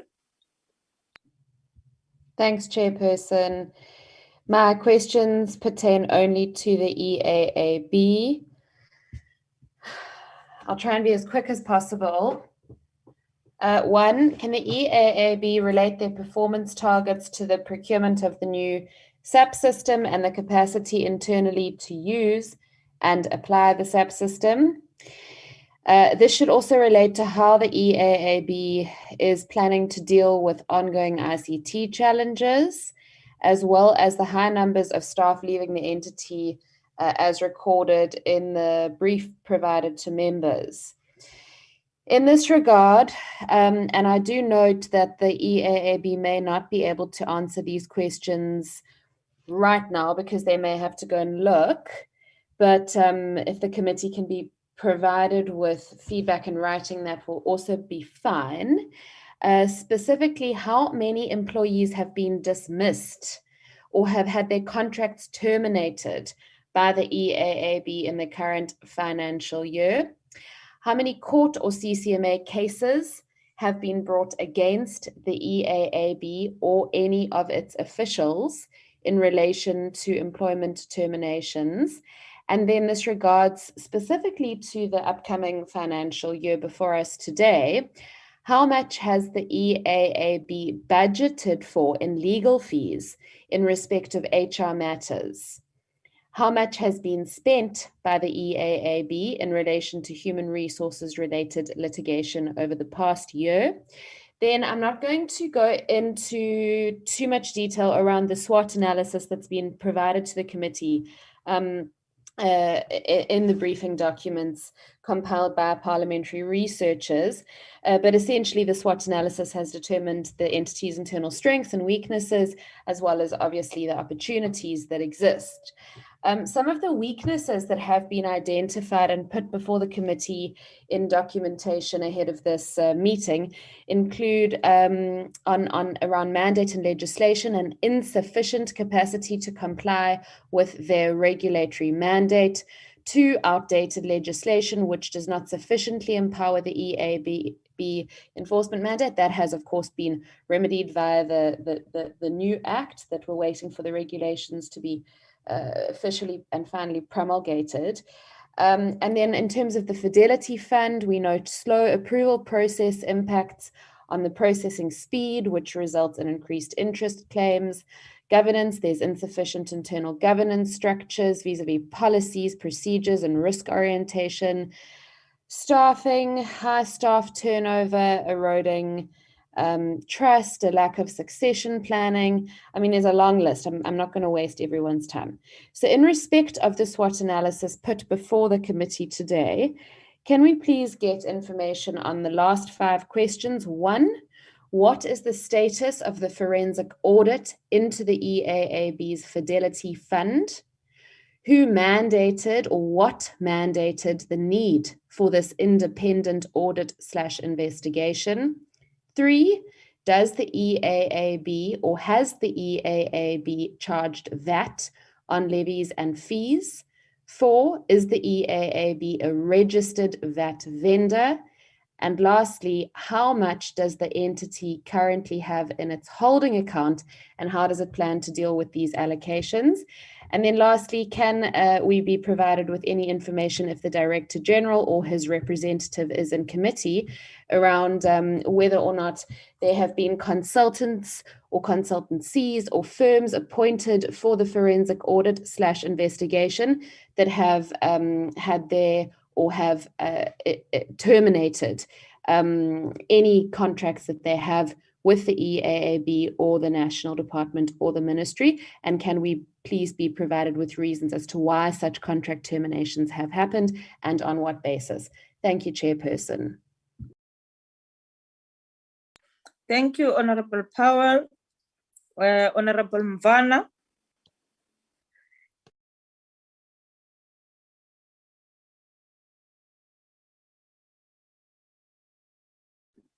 Thank you, Chair. Can I be allowed to switch off the video? Yes, yes. Okay, thank you, Chair. Thank you, Chair. I would like to pose my question to EAAB. I'm checking with the EAAB. There is this property practitioner regulation bill, which was published and gazetted in 2017. And it was made an act in 2019. But I don't hear that the board has translated it from the EAAB into the new Property Practitioners Regulatory Agency. So I'm checking why are there such delays. Just to add on what Honorable Mukhoto was saying, maybe in the CISOs, we should also get the reason for non-compliance of those communities that couldn't comply. Because the question was posed in terms of, are there any cases that have not comply? Maybe to add what makes them not to comply. Thank you, Chair.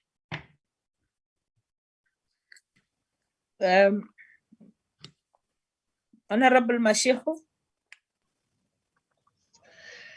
Thanks, Chairperson. Thank you very much, Chairperson Mvana Sugapen. Chairperson, on both the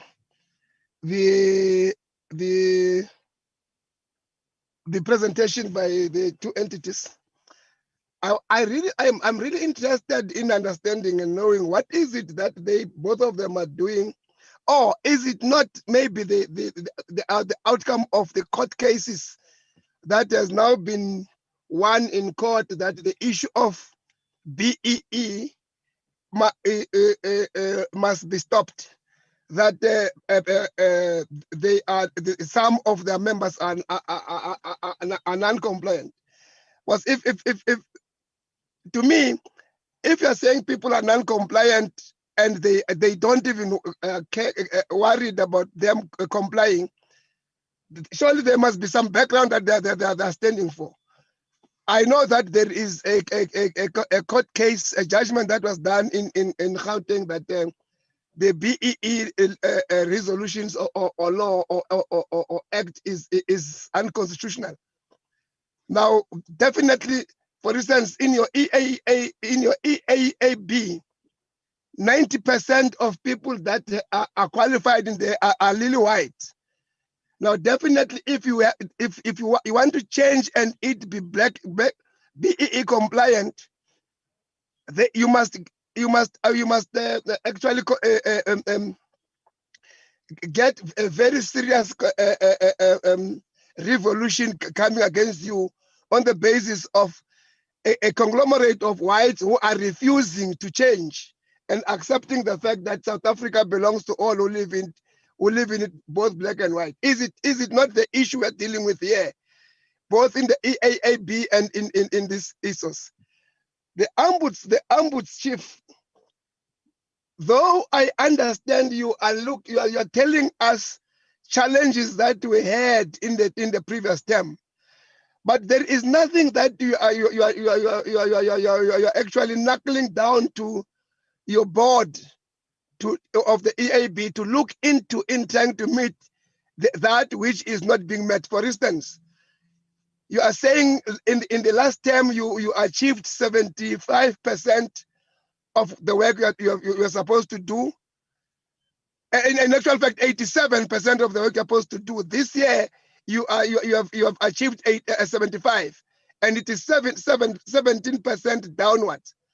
But you are not putting anything as a measure that you need to correct having failed in order to go back to that 85%. Yes, the aspiration is put, but there is no measure that is going to make you to meet that 87%. Even in the APP, that measure is not clear as to what is it you're going to do differently to meet the target of your 85% as a common denominator. You're also saying that you are very far away from what the Act expects of you to have met. But it is just a simple acknowledgement of those challenges.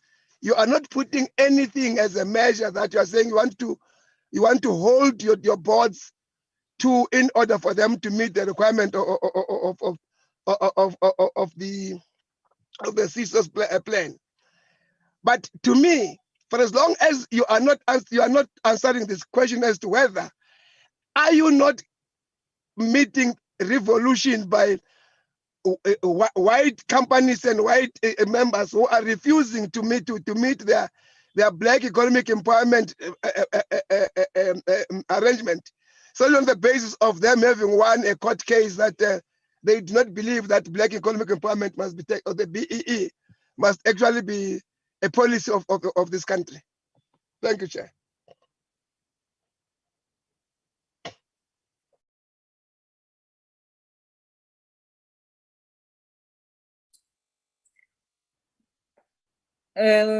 Just to add on the questions, let me add on what Mr. Mashoho has raised on the court outcome, just to check whether are we the entity is not actually appealing for that decision. Because if it can be allowed to stand the way it is, it's a problem on its own.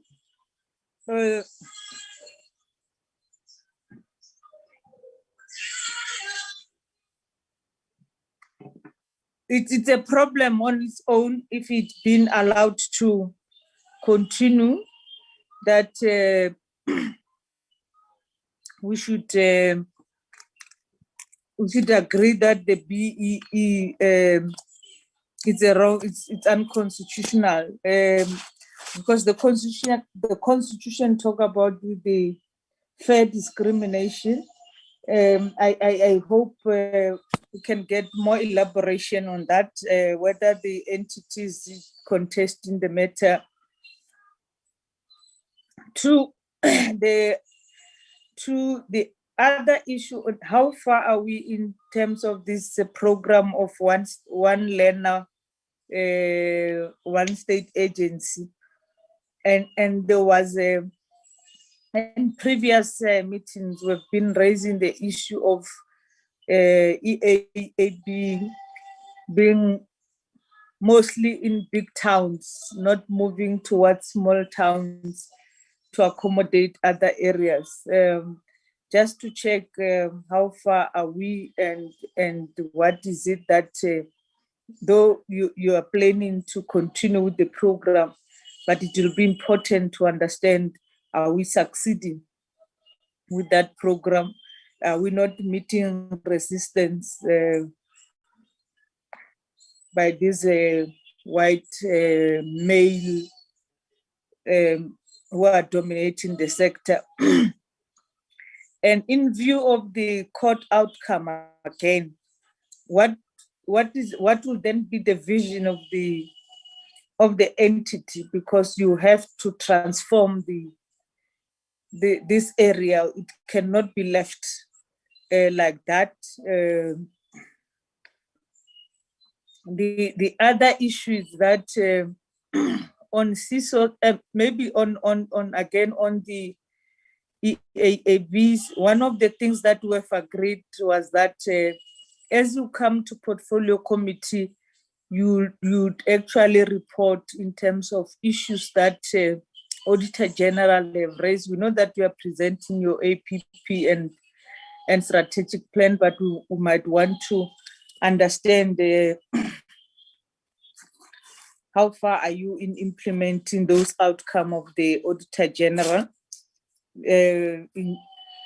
This goes to again to CISOs in terms of where you've been qualified, and the last thing is as we welcome the new ombudsman, just to check in terms of expansion of CISOs in other areas where does not you don't have offices. What is the plan in those areas? Yeah, those are the areas that I wanted to add. Can we get response on that?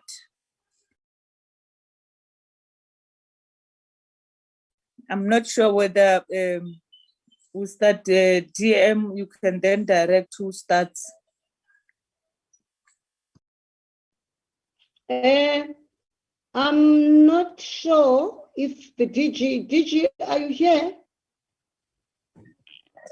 Yes, I'm here, DM, and I'm on the road, but I'm listening. The network is still good. Can you come in then before we give the two entities to respond to questions? Thank you, DM. Perhaps, DM, it's important to maybe to start with the question about the forensic investigations and confirm that, yes, the minister has instructed the DG to do forensic investigations on the two entities.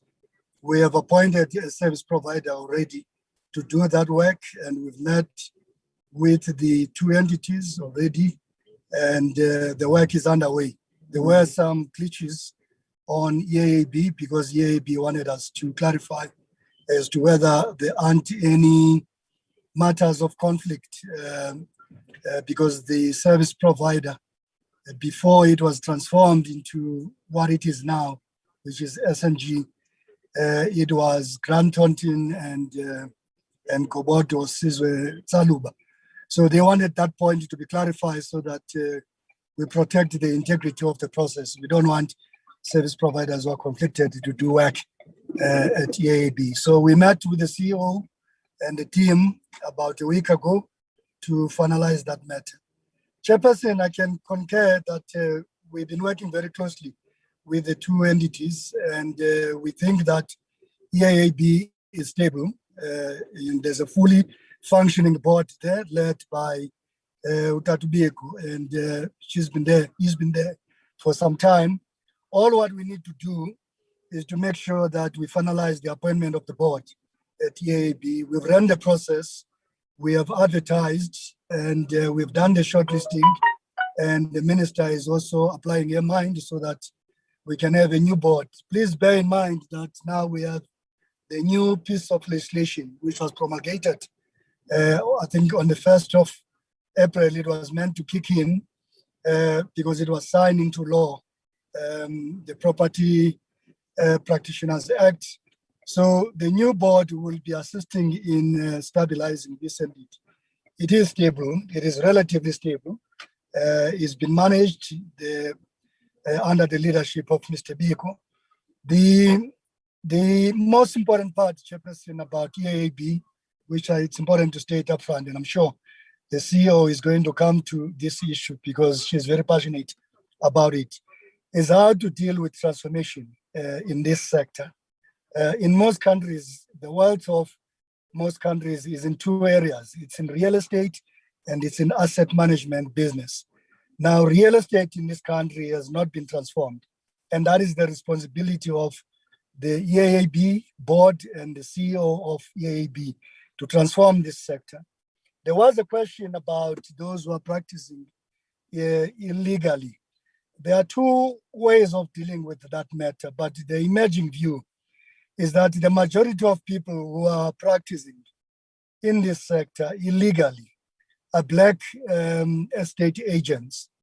And perhaps we may want to talk about giving them a blanket amnesty. And if we do give them a blanket amnesty, it may increase the numbers of Black practitioners who are in the sector.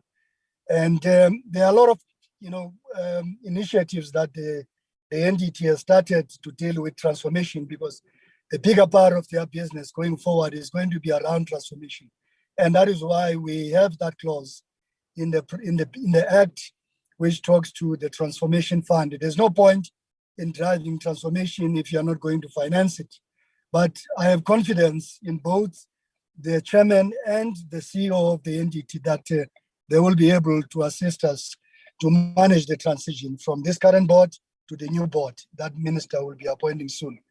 On the CISO side, Chair, we have appointed Advocate Mkhize. Advocate Mkhize has a wealth of experience. We've worked with him in the department. He's done a lot of work for us when he was still in the forensic space, because he's done a lot of forensic work for the department between 2011 and 2015.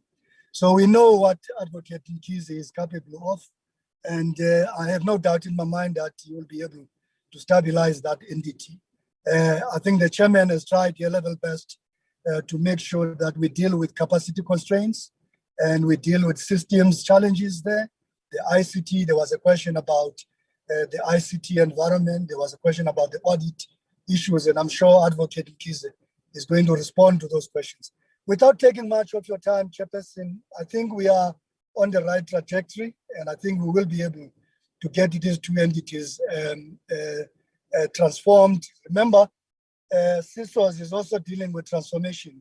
The majority of management agencies are white. The other day I had a meeting with Advocate Mkhize, and Advocate Mkhize was telling me that in most of the meetings that they are having with the management agencies, the people who are attending those management meetings with the management agencies are white companies. So the management agency business is also predominantly white. Those who stay in gated communities will notice that most of the management agencies that are operating in those spaces are white, and they also even appoint their friends to do gardening, to do property management, facilities. So there's a lot of transformation work that needs to be done in that space, and I have no doubt in my mind that Advocate Mkhize will be up to the task. Chairperson, the specific questions, I'll leave it to the specialist. Thank you very much.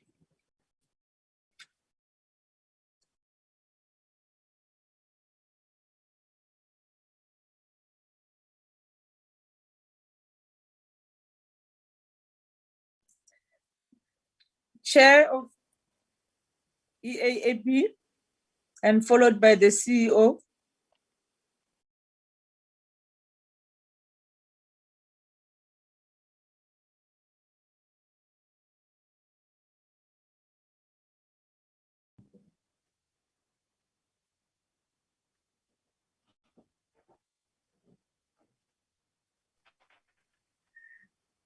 Chair or CEO. Okay, thank you, Chairperson.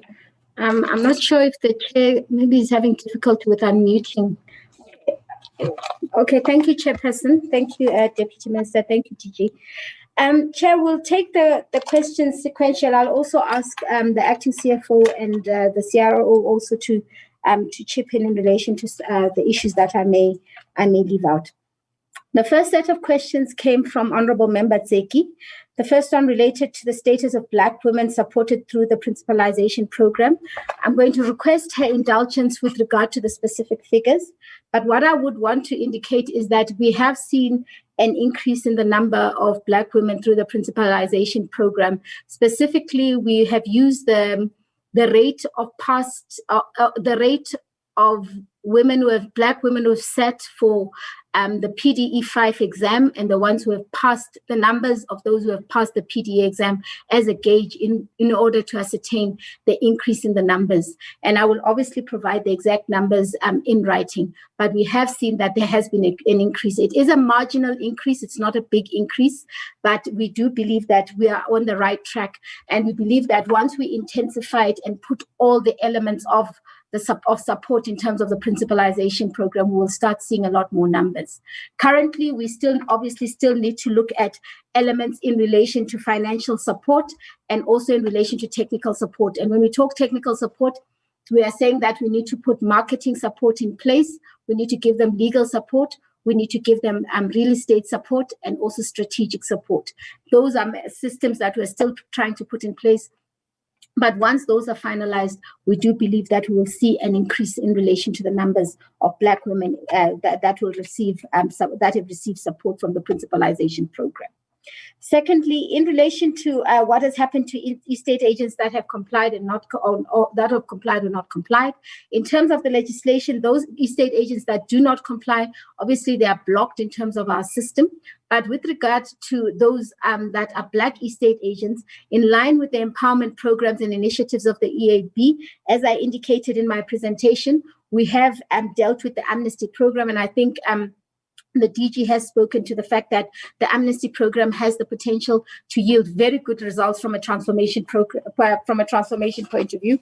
Currently, we have been implementing it, but we've been implementing it incrementally, meaning in small doses. But we do intend on implementing it in much bigger doses.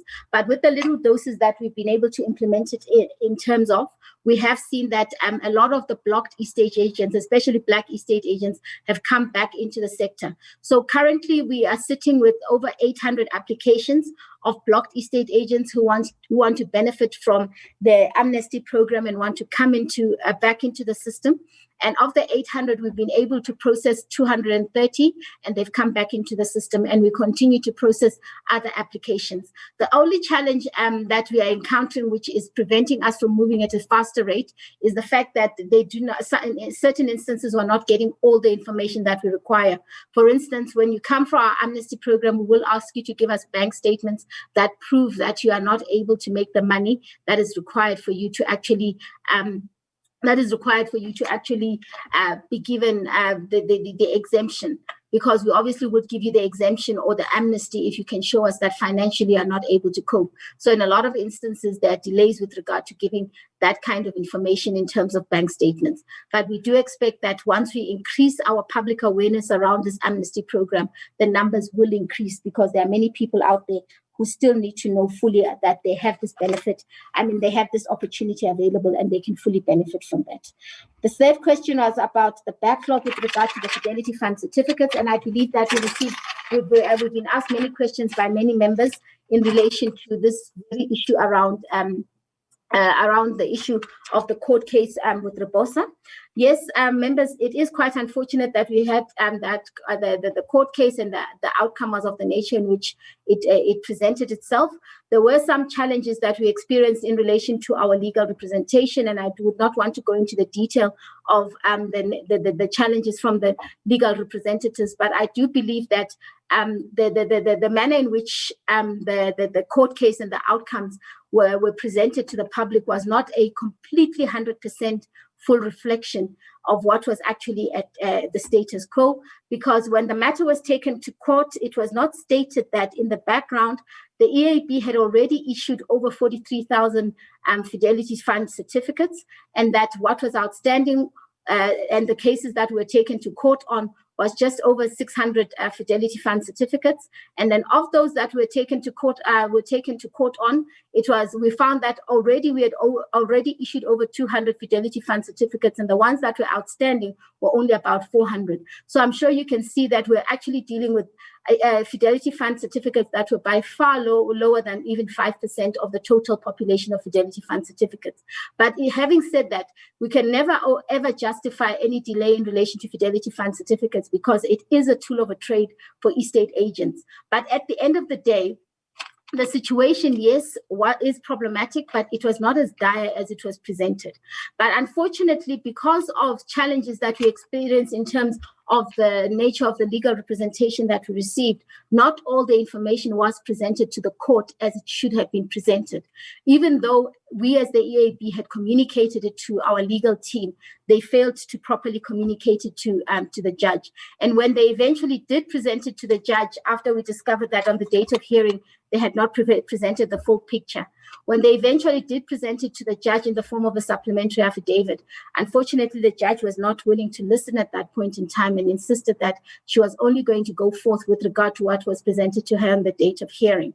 But the one thing is that the judge then did indicate that she would not give an adverse course order against the CEO of the EAB, because she felt that there was no breach or we were not remiss in our duties as the EAB. It was just that our legal representatives did not fully comply with the mandate that is required of them. So in relation to that judgment, we are sitting in a situation whereby, yes, the fuller picture could have been presented to the court had our legal representatives presented it fully. And then the second issue that was also asked was with respect to whether or not we have an intention to take the matter on appeal. Honorable Chairperson, I do believe that it would be advisable that the matter be taken on appeal, but we will obviously have to engage with the board to get full instructions from the board in relation to that particular matter. There was a board meeting earlier today, and we will obviously request that, and I think the chair of the board is in the portfolio committee here meeting today. And I will request that we engage with him further after this hearing to find out whether whether or not the board can sit and deliberate on whether or not we should take the matter on appeal. But I do believe that it would be in the best interest of the EAB if this matter could be taken on appeal. And this is more especially because even though there was no adverse cost order against the CEO in her personal capacity, there was an adverse cost order that was given against the EAB as an institution. And that obviously could be financially prejudicial to the institution. But over and above that, one would not want a judgment of this nature to stand, whereas there is a very valid and there is a very logical explanation that could be put to court if given a full opportunity. And if the judge takes full cognizance of the argument, I do believe that then we would actually have a different outcome. With regard, and then the second set of questions came from Honorable Member Mofotu. You inquired about what has happened to estate agents that have not complied.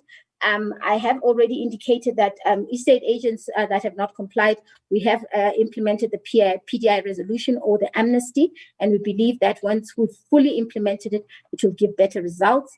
And then you've also asked what is the strategy around improving the audit outcomes. I'm going to ask the CRO to speak to that because we have a strategy in place, and we have a program where we systematically monitor audit outcomes and make sure that throughout the year we monitor and make sure we improve. There's also a question around the SAP system. On the issue of the SAP system, and I think even Honourable Member Powell also asked a question on the SAP system. The SAP system, as we've already, the SAP system, as we indicated previously, is that we are in the process of procuring in fact, let's not mix up there's the SAP system and then there's the ERP. In terms of the SAP system, we already have SAP. We are utilizing SAP as is a requirement in terms of all government entities that we should utilize the SAP system. We do have a SAP service provider, and we do have people. We have the staff members of the EAB are trained and able to use the SAP system. And when we do employ new staff members, they are then trained accordingly in order to utilize the SAP system. So we have a SAP system. People are able to utilize the SAP system, and it is being utilized fully within the EAB. I'll also ask the CFO, acting CFO, to also add to that because the issues around SAP are obviously being administered through her office. I think in relation to Member Powell, she also went further to ask about the ICT challenges. Yes, the ICT challenges do still remain an issue within the EAB. We are in the process of finalizing the ERP procurement. And as I indicated, there was a board meeting earlier, and we were reporting about the ERP procurement, that it has been through the bid evaluation process. We are now going through the bid adjudication process. And then shortly, we will make a recommendation to the board in relation to a preferred service provider in relation to the ERP process. But having said that, it's also important to know that we do have technical experts that are sitting through the process, and they have also indicated that there are certain steps that need to be undertaken prior to finalization of the process.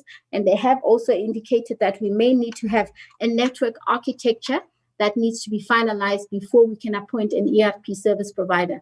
Because if you appoint an ERP service provider without a network architecture, they're basically saying a person must build a house without a plan, and then that person will then build the house as and how they wish, and then the issue of costs will become out of control. So we are obviously making sure that we get the network architecture in place so that when we have the ERP service provider, the terms and rules of engagement will be clear and concise so that the issue of cost does not run away with us. Member Powell also asked about people who have been dismissed within the EAB.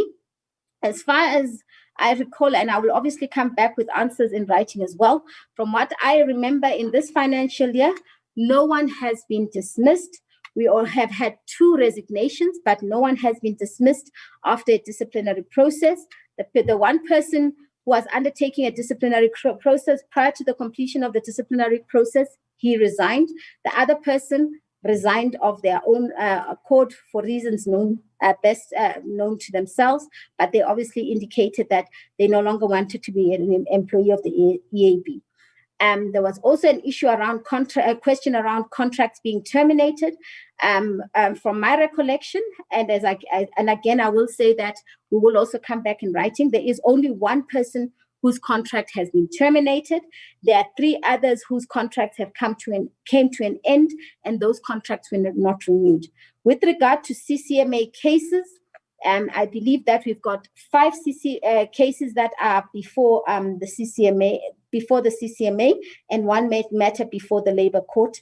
And I do believe that one of the 5 matters has been dismissed at the CCMA, and we remain with 4 matters. But as I've said, we will come back with a full report. On the question around budgeted legal fees for HR, I'll ask the acting CFO to speak to that, and the issues around how much we've budgeted for HR litigation. I think we do not single out HR litigation. We budget for litigation as a collective. In fact, we budget for legal fees, whether it be litigation or it be the fees for our court deliverable, which speaks to disciplinary hearings for estate agents. It is in one budget, but I will ask the acting CFO to please speak to that. Then I didn't quite get the questions from Member Powell. She did, but I did get certain phrases that were spoken to, like enforcement of mandate, governance structures, and such issues. And then she spoke about succession planning. So, Chair, through you, if Member Powell could please specifically formulate questions so that we can respond to those questions accordingly. Then Member Powell spoke about specific, then she went on to ask specific questions towards the end of her submissions, where she spoke about what is the status of the forensic audit. I think that the DG has spoken to that. Who mandated the forensic audit? I think the DG has also spoken to that. Member Powell also says, also asked a question, does EAB charge VAT on levies and fees? Are we a registered VAT vendor? If I can ask, Chair, that we be given an opportunity to respond to these issues in writing, because I think Member Powell has raised a parliamentary question on these very issues around VAT that was charged from the period of 2006 to 2016. And you will note there, Chairperson, that I was only appointed as CEO of the EAB in 2019. So the question relates to a period prior to my appointment. But what I can say is that currently, and during the period of my being a CEO, the EAB has not been charging VAT and has not been a registered VAT vendor. But for that period, I cannot answer those questions, Chair, and I will request that if I could be given an opportunity to ask either the chairperson of the board or to ask that the people who were in the institution at the time, if they could give us some answer in relation to that. But I have noted that there were questions that the member has asked through the minister, through the Minister of Human Settlements. So I will request that we be given an opportunity to respond in writing so that I can also ask the people who were in office at the time. The other question was about the holding account, how much money is in that. I think, if I'm not mistaken, the Member Powell meant to say the suspense account. This was one of the questions that were asked as part of the court process, and we have stated in terms of our reply and our report to the judge, because the judge had asked us to give a full report on certain issues within 30 days of the judgment, and we have given that report. We gave it 2 weeks ago, and we did say there that there is no money that has been left in terms of that is left in the suspense account, and we confirmed this in writing. In fact, when I was appointed as CEO, one of my key tasks was to make sure that we clear the suspense account, and we can confirm that the suspense account has been cleared. And I'll also ask the acting CEO to also reconfirm on record in Parliament that the suspense account no longer exists.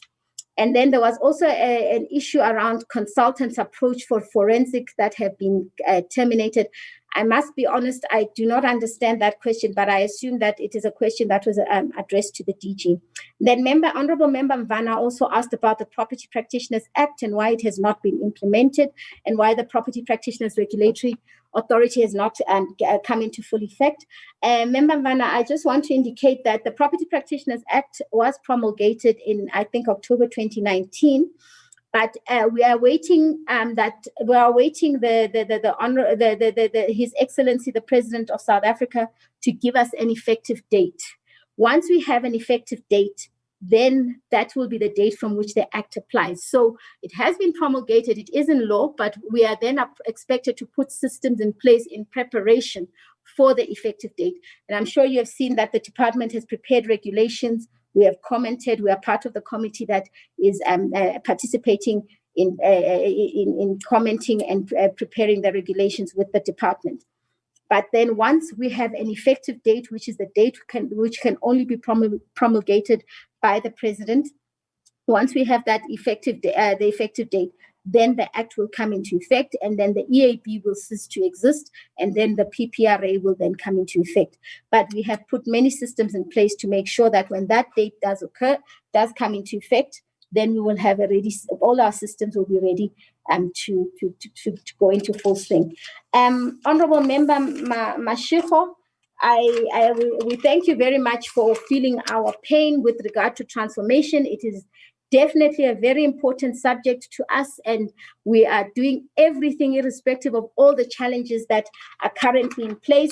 And it is very true that there has been a judgment that has declared the preferential procurement, the legislation in relation to preferential procurement to be unconstitutional.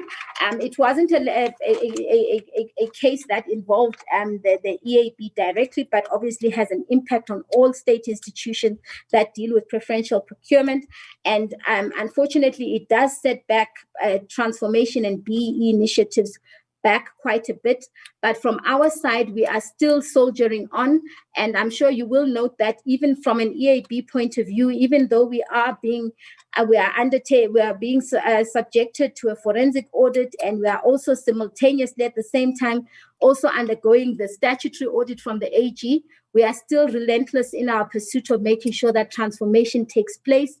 I'm sure you would have read a week or so ago that I had written an article in the Sunday Times just to raise consciousness in the public eye around the issue of transformation and to speak to how dire the figures are from a transformation point of view. And if the committee permits me, I'll be more than willing to forward the article to the committee, because the figures are still not looking any better. And it's very unfortunate that the situation still remains the way it is. But over and above that, after the article was published, we're then invited by Newsroom Africa to an interview which I also participated in, where I spoke to the issues of transformation and how difficult they are and how the figures need to be looked at. But over and above the article, we have forged on the PDI resolution, which is the amnesty program. And I need to just also indicate that there was also threats of legal challenges with regard to the PDI resolution. But irrespective of that, the EAB, after 3 years of trying to give this PDI resolution, to give it the light of day, we have successfully been able to, as I've said, give an exemption to over 230 estate agents. Even the SMME licensing program for PDI SMMEs in the sector, where we're going to give them a subsidy and a grant, that is underway. Our procurement department is working with regard to the applications. The only reason we had delayed was because of lockdown. But now that everything is almost back to normality, we are undertaking the process, and we do expect in the next month or two, we should have something to announce to the industry.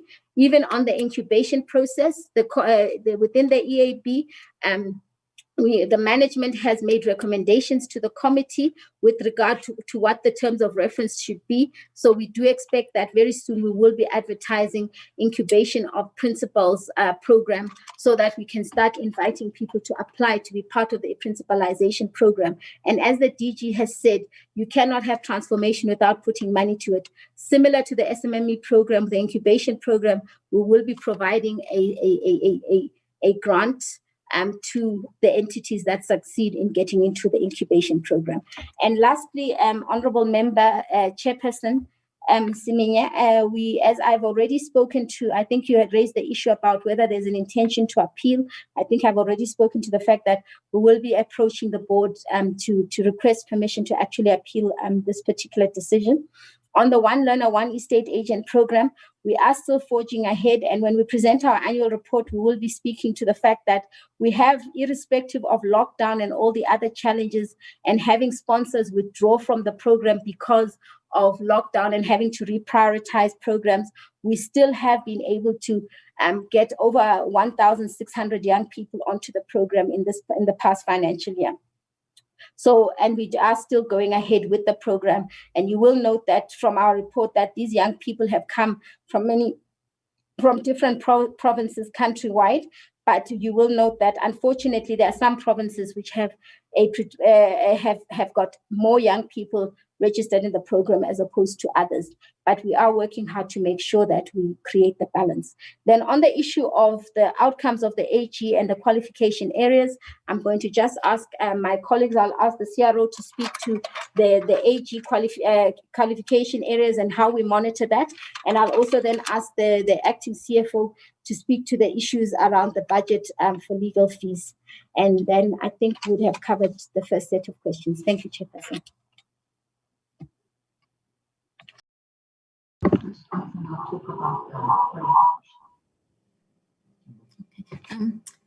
Thank you very much, Honourable Chairperson. Just around the legal fees, what we have budgeted for the financial year that is coming up is 2.8 million. And I think the CEO has alluded to the fact that this is not just, in as much as we might talk about disciplinary, it's not just disciplinary costs relating to staff members. It's also around disciplinary relating to estate agents. So we get complaints around estate agents. So what we need to do is investigate. There's sometimes legal costs because we need to chair hearings, etc. So our legal costs are not just for internal staff members. We're reminded to put on our cameras. Okay. Apologies, Chairperson. Okay.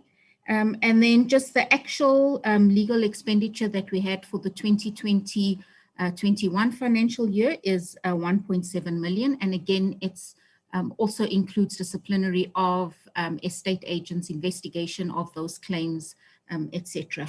Then there was also just the question on the reason for the qualification, which was the revenue recognition. So what we have done going forward is the finance department has been working with our IT department just to ensure that all the penalties raised that is accrued by estate agents have been raised. So the issue around revenue recognition was specifically around penalties. And it was said that some penalties for some estate agents weren't raised. As you know, if estate agents do not pay on time, the EAB is obliged to raise penalties. So that was the revenue recognition that we need to do. And it is also on the APP under target number 1, where we talk about an unqualified audit opinion with no significant findings over the 5-year period. The CEO has already mentioned the fact that we have advertised for an ERP. The evaluation committee has met. The BAC has already met. They just need to have one more meeting in order to finalize the process, and then a report will be presented to the CEO and to the board and the board subcommittee. Thank you very much, Chairperson.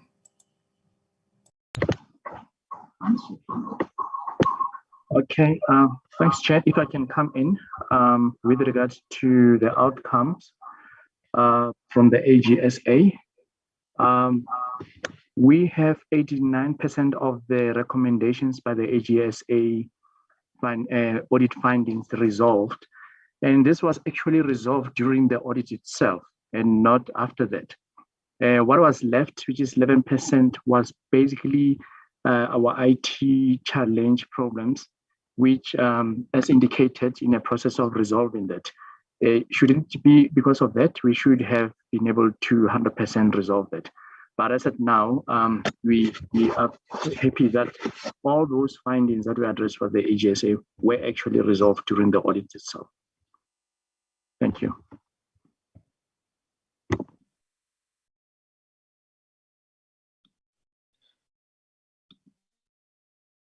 Chair, I think that concludes it from our side, save for the matters that the team has requested to respond to in writing. I think that they have been more than detailed in their responses, Chair.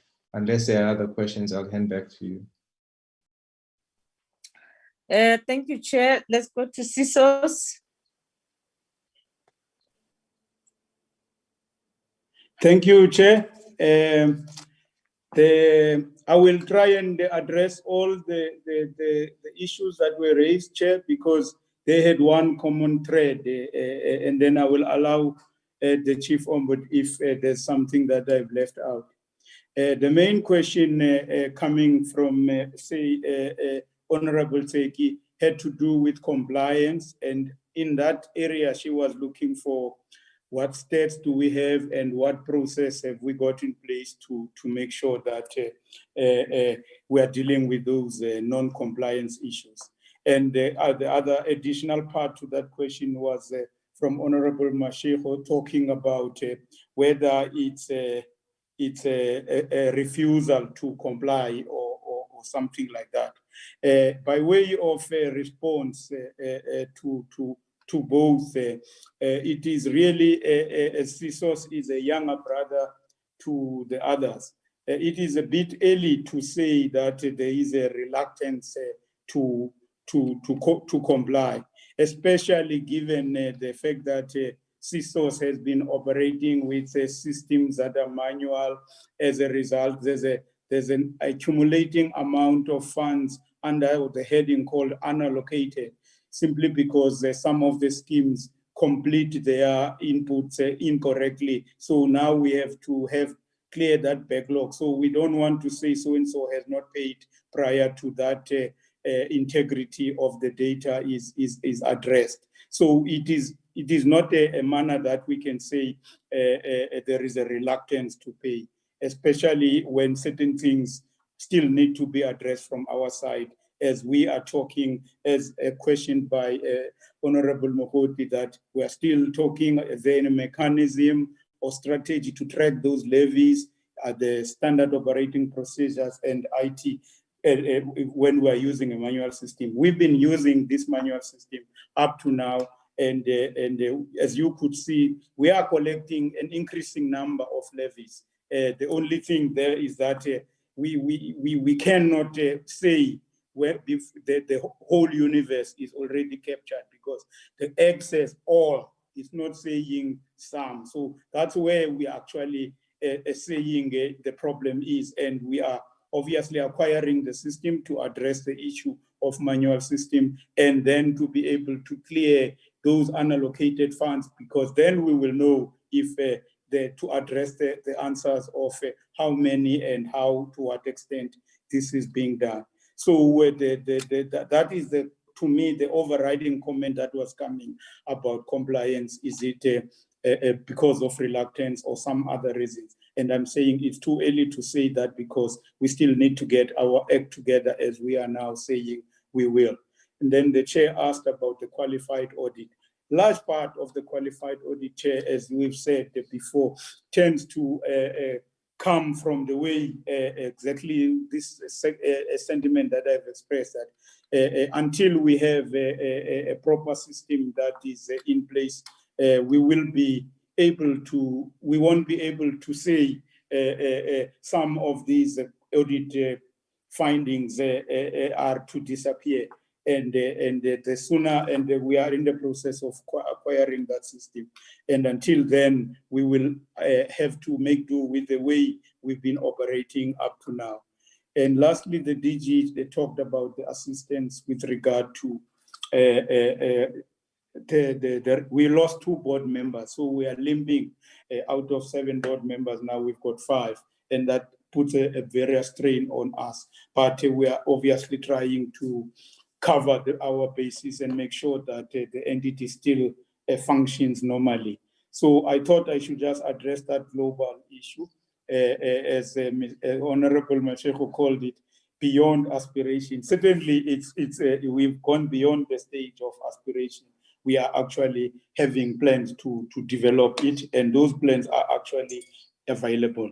Thanks, Chair, and I'll allow the Chief Ombudsman to sweep if I've left out anything. Thank you.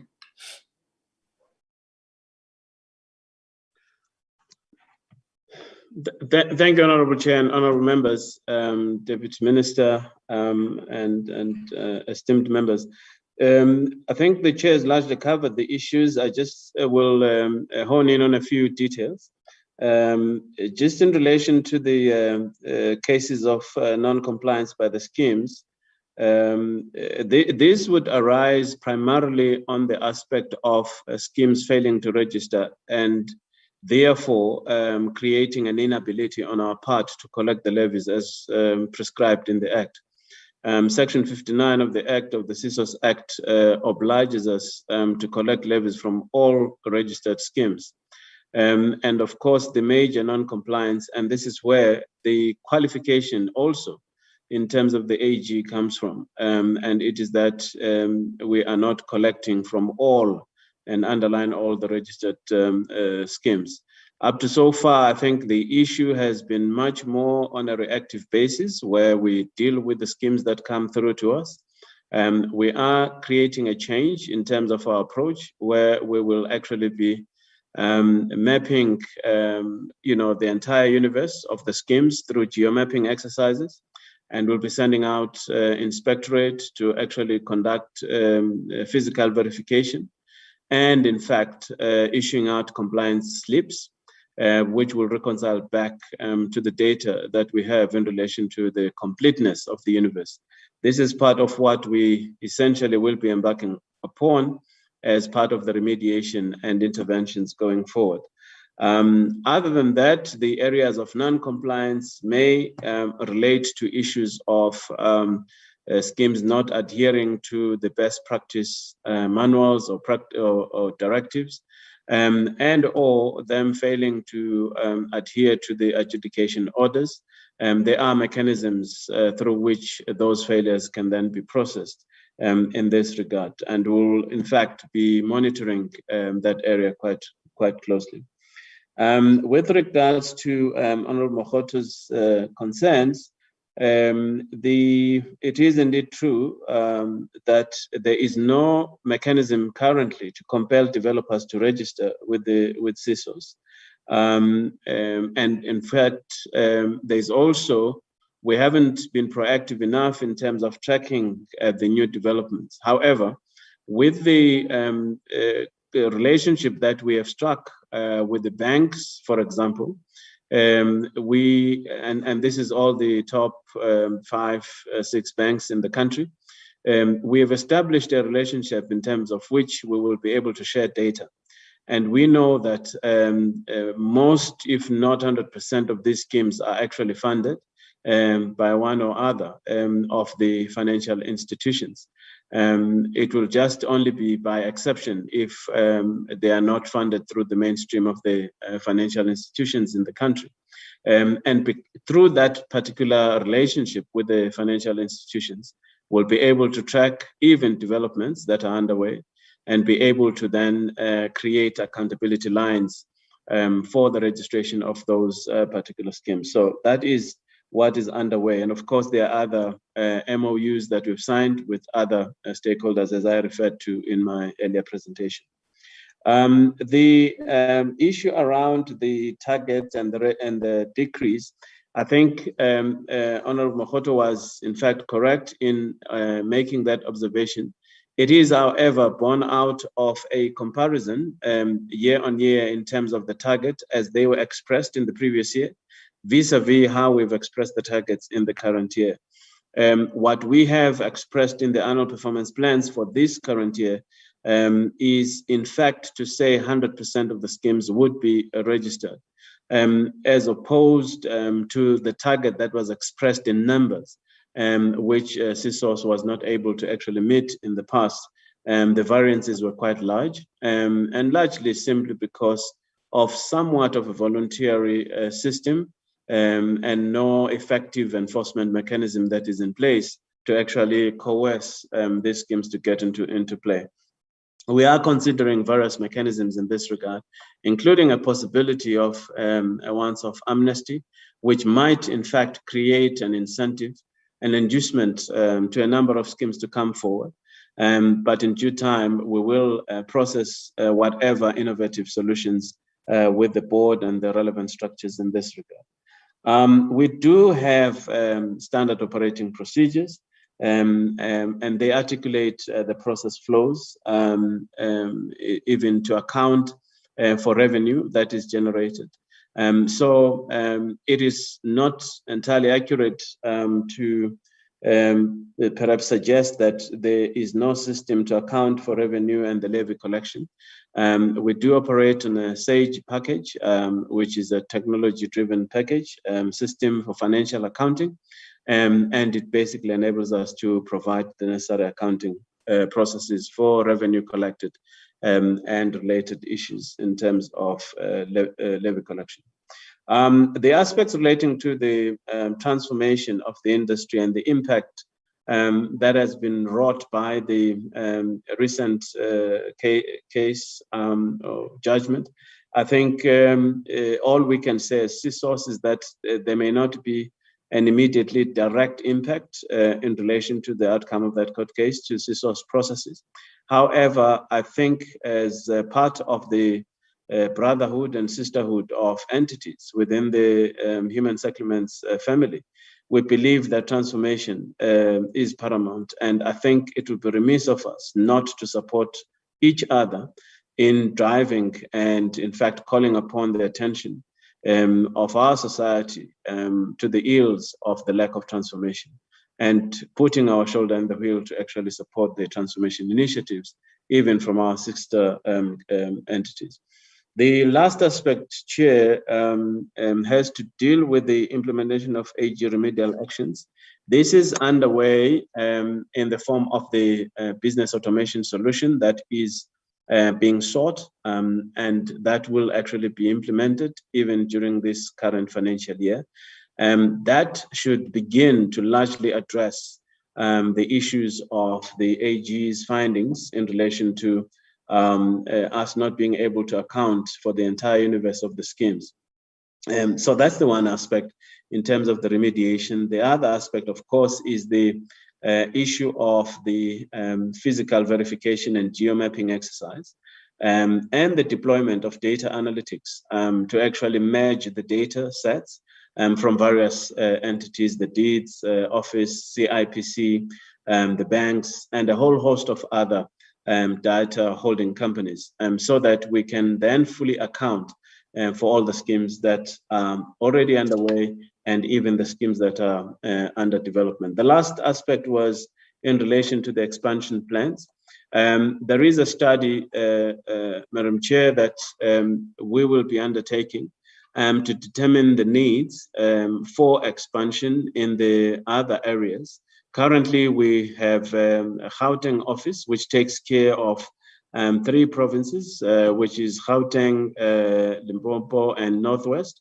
And we have another fully fledged office in KwaZulu-Natal in Durban, and that takes care of the Free State, as well as Mpumalanga provinces.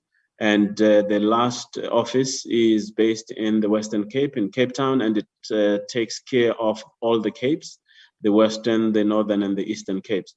We are currently pursuing the issue of a study to determine the demands for either fully fledged offices and or satellite offices in terms of accessibility and providing readily available services to our communities. Thank you, Chair. I think those were the major issues that I needed to cover. We are indebted to you for your attention. Thank you.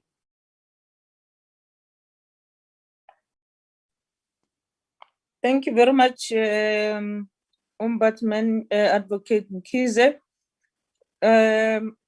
Members, those were the response. Can I check if there is any follow-up question from members?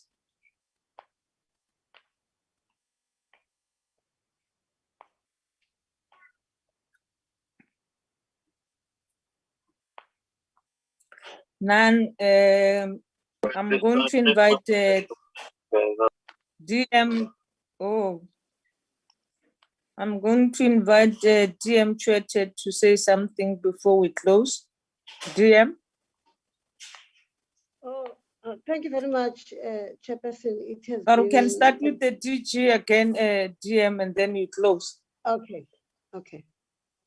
DG? Chairperson, I'm covered. I will hand over to the Deputy Minister. I've said what I wanted to say up front. Thanks. Yeah, thank you. Oh, thank you very much, Chairperson. Thank you very much, Chairperson. It has been a long day with the final 2 entities and altogether 6 of them within 2 days. Thank you very much for your time, Chair and honorable members. I'm sure that members noted that both entities have stable and fully functional boards. The Chairperson earlier this morning asked entities about the high number of acting appointments. We want to emphasize that we're turning a corner here. The Chairperson of CISOS indicated that the position of Chief Ombud and CFO have been filled. I'm happy to hear that. It is also important to mention that in anticipation of the expiry of the CISOS board in December, the adverts are already going out this June. I think that will make members happy. There is progress.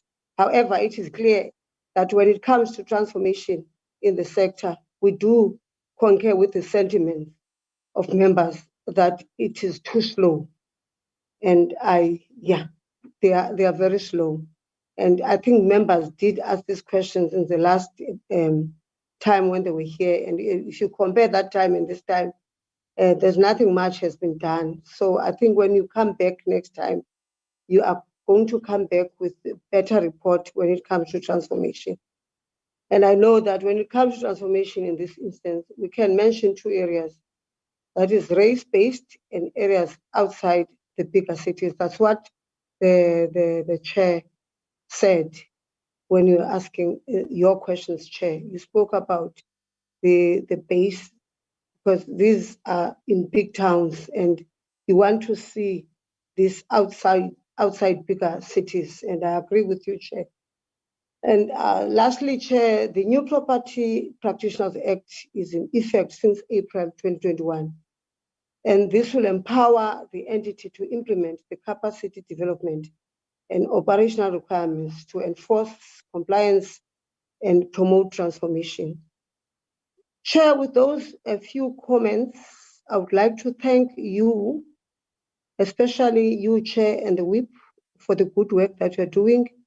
The honorable members for your advice, and sometimes you become very harsh, that harshness does help us to do the work. And I want to again thank you for your 2 days without your families, and late this afternoon you are with us. Thank you very much. I also want to thank the CEOs and the chairs for keeping the fire burning of these 2 entities. And I want to say thank you to them and keep it up the spirit. I thank you, Chair.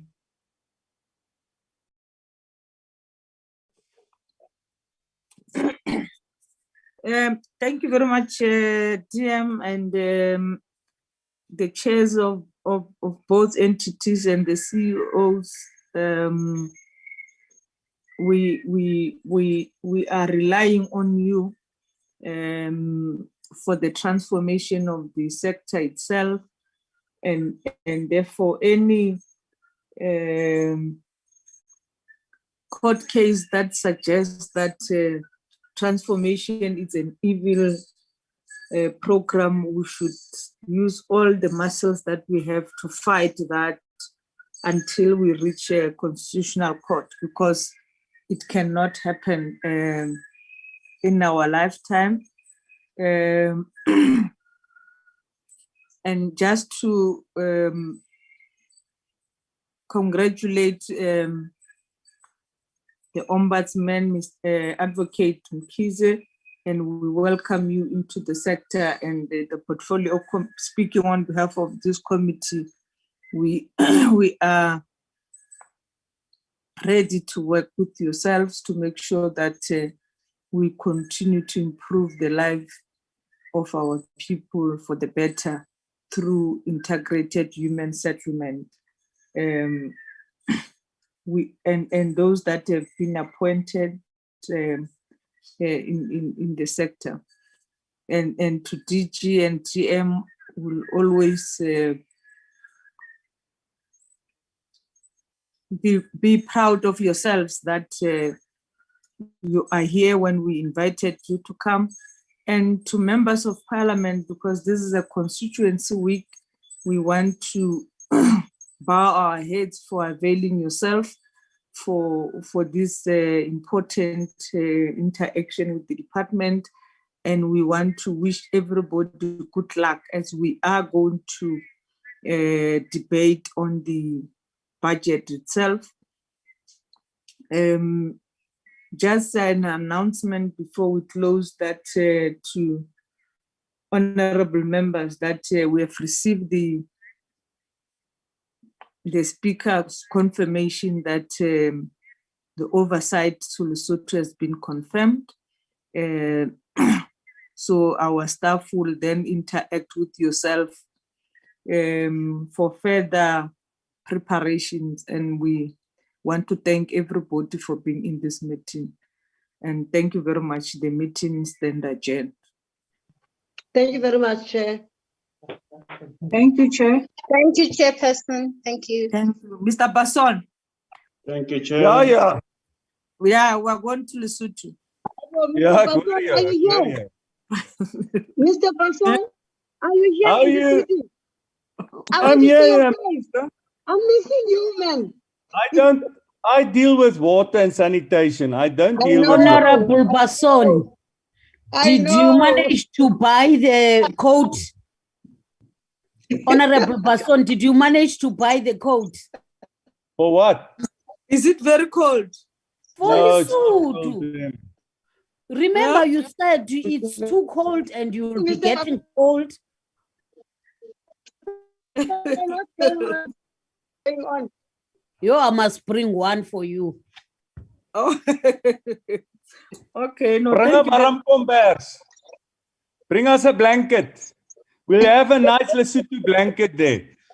Yeah. I agree with you, Honorable. Go well, Chair, and your team to Lesotho. Thank you. See you guys tomorrow.